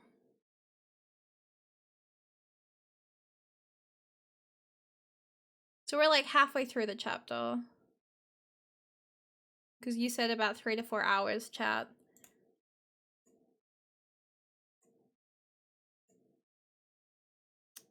Thinking.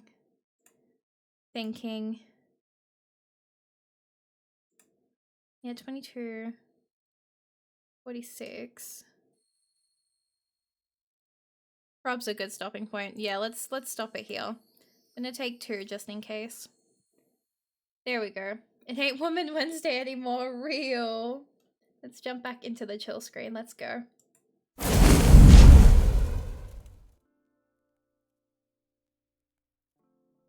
So, oh wow, that actually transitioned so much faster than usual. Holy heck.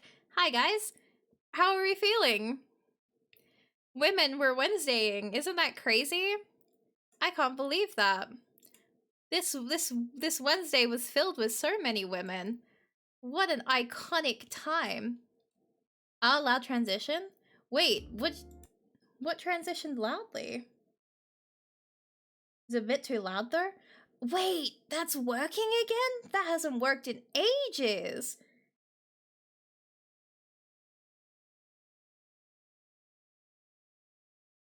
Always has been too loud? What do you mean? It stopped? Okay. I was told that it stopped. Oh. That's crazy. Oh. That's insane. I asked someone once if the fire effects made a noise because it always made a noise for me, and then just one day it stopped making a noise. And I was like, oh, okay. It must be dead then. And then they're like, yeah. And then I've just never fixed it because it's not attached to anything. Like, audio-wise, it's not attached to anything at all. So I'm like, oh, okay, cool, bet. I'll have to figure out how to fix that then. Holy shit, I had no idea. Y'all, you should have told me earlier. I would have gotten that fixed ages ago. Like, I have nothing in my audio mixer for that. I was told it broke. Insane. Then how's it working? I don't know, man. Because it shouldn't be working. I don't have anything for it. It's being silly. Game magic, real. Because, like, I have the alerts, so the sidebar alerts. I've got the music that you're hearing now. I have Cinda. I have myself. And I have it muted, but I have game audio. And that's my only things. My excuse is I'm new here. Real. You get a pass. Wait, is there music now? Yeah, there's music now. Are you gonna tell me that you don't hear the music? I'm gonna go insane. Did it swap?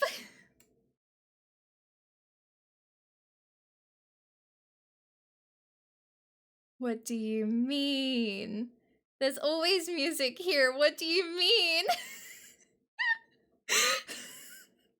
Guys! Oh, I'm gonna scream. Wait. No, say psych right now. Say psych right now. What do you mean? No!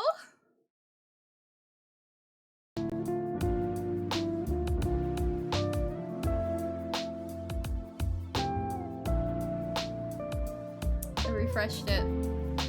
Incredible. I can't believe that. Y'all,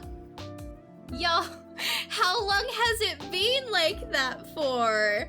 What do you mean? Has there just never been audio for you guys for like weeks here?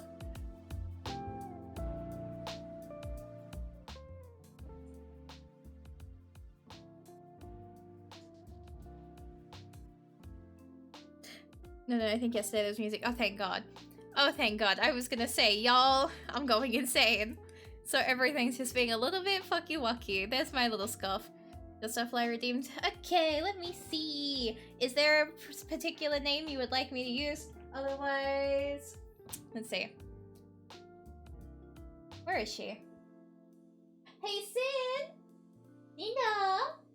Linda! Cyndaquil! He's being grumpy. Wait a second. Hey, Sin! Justify says they love you! No, she's grumpy today. She's so grumpy today. It's always been BGM and transition. That's insane. What the heck? Evelyn was messing with your stuff. Real. I can't believe this. That's insane. Well, I guess at least that's fixed now. Jesus. Oh my God. That's insane. That's insane. That's insane. Guys. Oh my God. But anyway, I'll look into the fire transition because that's a time. I'll figure out why that's being silly. It's fine, don't worry, oh God. I'll get it all fixed up. I don't know if I'll have it fixed by tomorrow's stream. I'll try and get it fixed by tomorrow's stream because I'm a bit flat out tomorrow. Evelyn hates the gays. Real. But tomorrow is my last stream of the week. And depending on things, it might be my last stream for the month, which feels weird. I'm used to having another week of like 3 days, but I am going to try and have at least one stream. I don't think I'm going to be able to do Women Love Wednesdays, but I'll try. Otherwise, we'll do something chill. Like I put a question to chat. I put a question in the Discord to see if people would be interested in a nice casual small stream, maybe like 1 to 2 hours of like a fun little Kindlings review, because you know Kindlings got their design earlier this month and I've seen a lot of people like making them, which has been absolutely amazing. I loved seeing everybody's. I loved Speed's whole ass like 3D animated like model was insane. But I was thinking of like, you know, getting them all, putting them into a thing and doing like a fun little like show and like little fun rating thing. But I haven't made mine. I'm too packed. Sure, you are so flat out lately. That is absolutely understandable. But I was thinking it would be a nice little thing to just relax with, you know? Maybe on, say, like, maybe I can put it on Wednesday. Because, like, next week is I have a very major project due. But I'm busy on Mari clips. Oh my goodness, you've been cooking. But yeah, I feel a little bit bad that I've had to like change all of that. It does depend on if I can get the project done quicker. Because if I can get the project done mostly this weekend, and like I have the people who know what I'm doing really pushing me to get it done in very, very quick times, I could possibly have a couple of streams. But if I don't get it mostly done this weekend, then yeah, there's gonna be no real streams happening, which is like only for a week. And then I promise I'll make up to it for really like pushing the 4th to the 9th, no, 4th to the 10th to really like build up a few streams. Like I'll probably do another 4-day, 5-day week. Take a stream break. Yeah. I don't know, like for me streaming is my break. When I'm on here with you guys, I actually like recharge and feel good again, because I am so extroverted. I am so brain extrovert. If you haven't noticed, I am very people. No procrastinating. I'm so bad at procrastinating. This project is due Saturday next week, so I need to get it done. Please donate energy. No. Get it done, you got this. I do got this. I'm very excited for when it's finished though, because it's gonna look sick, and I wish I could show you guys, but unfortunately I'm not allowed to. But just picture this. Cool project done by me. 10 out of 10. Immaculate. Absolutely so good. Donating energy to Mari. Bro, I'm gonna be pulling all-nighters for the next few nights. Like, Friday night, I'm probably gonna have like a couple hours sleep. All day Saturday. I do have a thing Saturday night, but then after that, straight back to work. And probably maybe a nap Sunday night before I get to work Monday, and then continue that. But like what I'm doing, it should be fine in theory. So yeah, I also feel a little bit bad if I don't stream next week. I feel like I'm gonna eat my words and like regret this. Because we made a deal until the end of the month, and I, at the time, planned to have stream next week. If I have to postpone streaming for next week minus the 1 day, I will extend our bet for the extra week. So instead of it finishing the 3rd of next week, good stretch? Okay. Good stretch. Thank you so much for redeeming the stretch. So if I can't stream, I will extend our bet until the 10th of next month. But that is only if I cannot, because like we made that deal. Like I was under the belief, and I feel like it would be unfair to you guys if I don't keep to that. What's the bet? So the bet is in the top right hand corner. If we hit 300 before the end of the month, I was going to stream myself writing an Aspen Miho fanfic, because everyone wants me to write a fanfic for some reason. I can't write fanfiction, but everyone's really wanting it to happen. So I was like, fine. And if they lose, it never gets brought up again. It looks a little silly. Yeah, it's being so weird. It keeps glitching out on me, and I'm like, you know what? Fine. But yeah, if we hit the goal, then it happens. If we don't hit the goal, the Mari fanfic is never real. and it never gets brought up again. That's it. That's the end of that arc. So I think it's a pretty good deal for me, because then I take a win and I don't have to write a fanfiction on stream because I can't write, and I take the win, you know? You could always write a fanfic off stream. You have an AO3 tag. I'm in an AO3 tag. I don't even have an AO3 account. There is no Marielle Aurelia AO3 account. So, you know, it'd be like that. I'll have to, if I lose, get an AO3 account. I'd be more than willing to help you write stuff. Have some experience with that by now. Nice! I might, possibly. I don't know. You know, that would imply that I would have, you know, lost the bet. But yes, sir, I was thinking about doing that. You know, just to make it fair, because otherwise I have technically robbed you guys a whole week. I'll make so much that you'll be an actual legit tag. Let's go! The whole tag for Marielle Aurelia. Woman energy. So yeah, it's the only way I feel like it's fair at this point in time. Otherwise, I'm just gonna feel guilty. Like, it'd be me being wrong to you guys, you know? And I don't want to do that.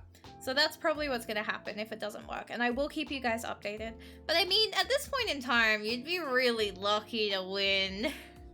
Like, your numbers are not in your favor for this one, guys. I'm taking the win here today. I get to be the one to point and laugh this time. Hee hee ha ha. It's fine, no pressure. I just want to make sure I'm doing right by you guys all the time, you know? Like, we're a team, we're a community, and if I'm not bringing my 100%, then who am I as a person, you know what I mean? But yes, tomorrow is Holocure. No, let us rot. No! Absolutely not. Some reason I tried to put Marielle, Oriel, I can't even say my name. Whoa. Yeah, for some reason I tried to put Aurelia Mariella as the tag for you, but it kept going to Aurelia Mari. What do you mean it kept going to Aurelia Mari? That's insane. Holocure, we're gonna play it. I want Crony. If the gacha does not give me Crony, I'm gonna be so upset. If she is not my first pull, then I don't want the game anymore.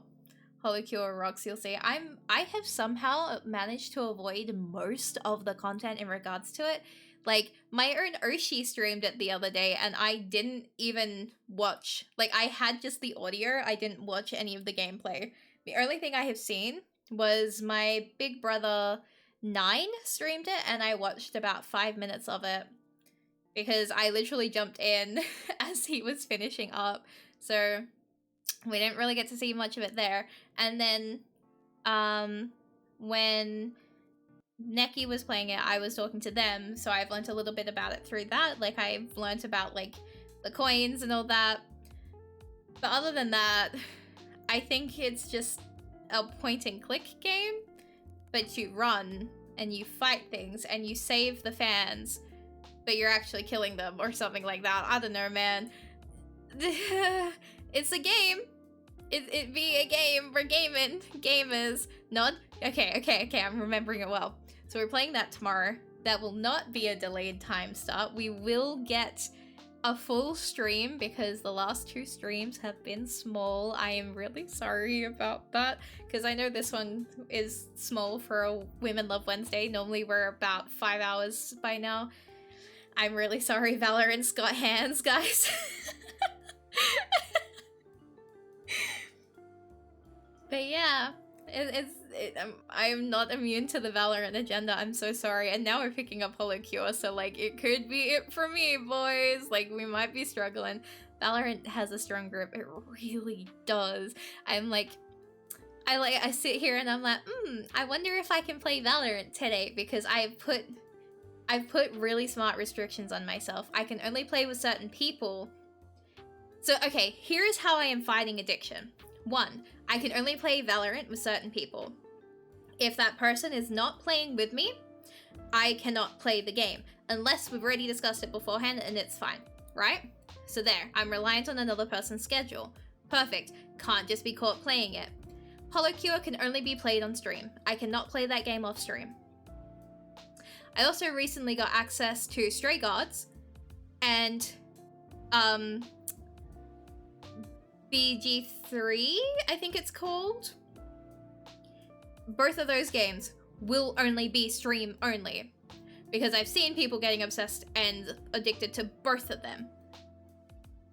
I have BG3. I literally got it 2 days ago. I was given it. So I might stream that. I don't know yet. I feel like I will. But will your morals crumble? They will not crumble. I am strong. I am brave. I stick to my word. I will not fumble this one. I think Valor is especially dangerous considering it's full of microtransactions. I have been so lucky that none of the skins for the guns look inviting. Like, none of them I would spend money on. And I find it funnier when I get to steal people's funny looking guns. So I get more dopamine taking it from other people from my like base skin than I would having it at the start, because I feel like that's less exciting, you know? Right? Always finds a way, Mari, careful.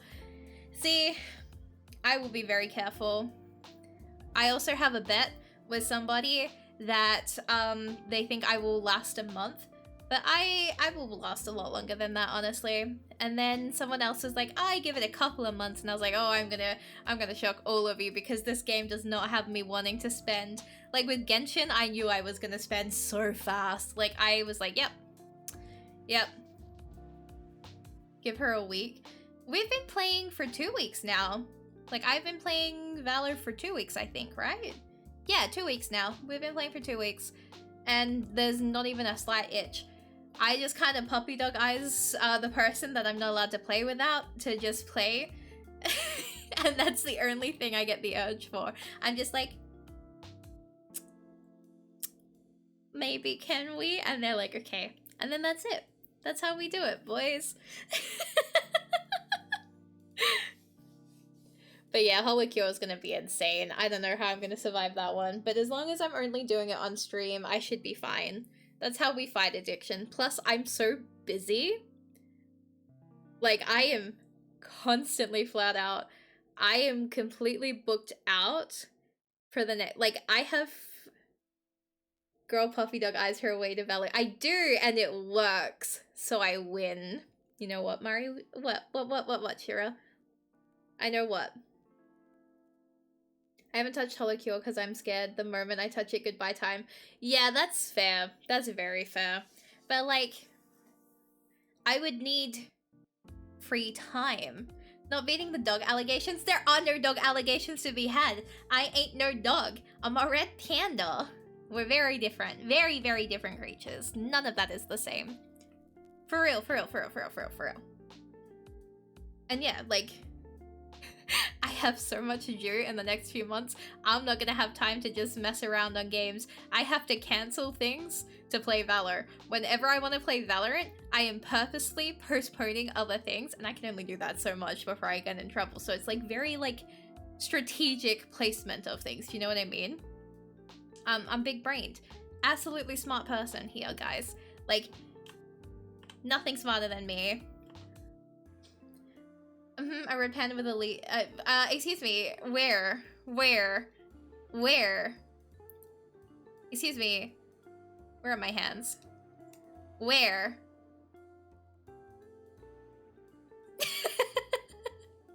I don't see that on my person right now. Do you really ask me of all people? Yeah, because all I have is this outfit and one other outfit, which is my idol outfit, which has the choker. It has a choker. My other outfit has a choker. And it doesn't have a chain. It has beads. And everyone just kept seeing it and was like, why do you have a leash? And I'm like, it's not a leash. It's just beads that go from the front of the collar to around the shoulder to the back. And then I got told to cover them up slut as well. So that was a time. Other than that, that's the only two outfits that I have, unfortunately. I have all your references. Oh wait, I do have my 3D model fit. But that doesn't. That one has the choker as well. That one doesn't have anything more. And then it has the chain on the shorts, but that's about it. That's all I got cooking. Unfortunately, that is all my fits, which is like good. Yeah, the 3D model. Hopefully I get to use that soon. I have that one image of you, but that stays hidden for now. That's been changed, Neki. I was playing around with that. It do be changing. That's what Shira's referencing. That's why I'm being a shithead to Shira right now, because I can't tell people about it. Not the clip. No! Okay, what's the clip? Playful, spicy, Salverne. Iconic name. But yes. Yes. That's it in terms of things. The addiction will be real, but it's okay because we keep winning. I accidentally have been typing something in somebody's chat. Oopsies, fix that. But I will have to see how things go as well. Whoa, I just went 2 different conversations at the same time. I'm gonna look to see if there's anyone we can raid because I got raided a lot. Actually, before I do that, whoa, brain, one thought at a time, please. I do want to thank a couple of people today. So, I want to thank, and they're probably not here anymore, but still. Luca Night Live, with the 9 people raid, I appreciate it so much. Same with Zerice Live. I know they're gone, but I do really want to thank them. I really want to thank Gantai for cheering with the bits earlier. It meant a lot to me. And then I just want to thank everybody who has redeemed, everyone who has followed. I really, really adore and appreciate all of you. Lumina is doing Animal Crossing, or you can raid Shura. You know what? I'm gonna make you all go watch my mom. Guys, you're gonna go watch my mom. Okay.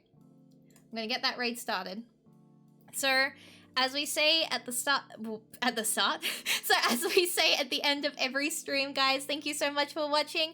Good morning. Nope. Stay safe, make good choices. Good night.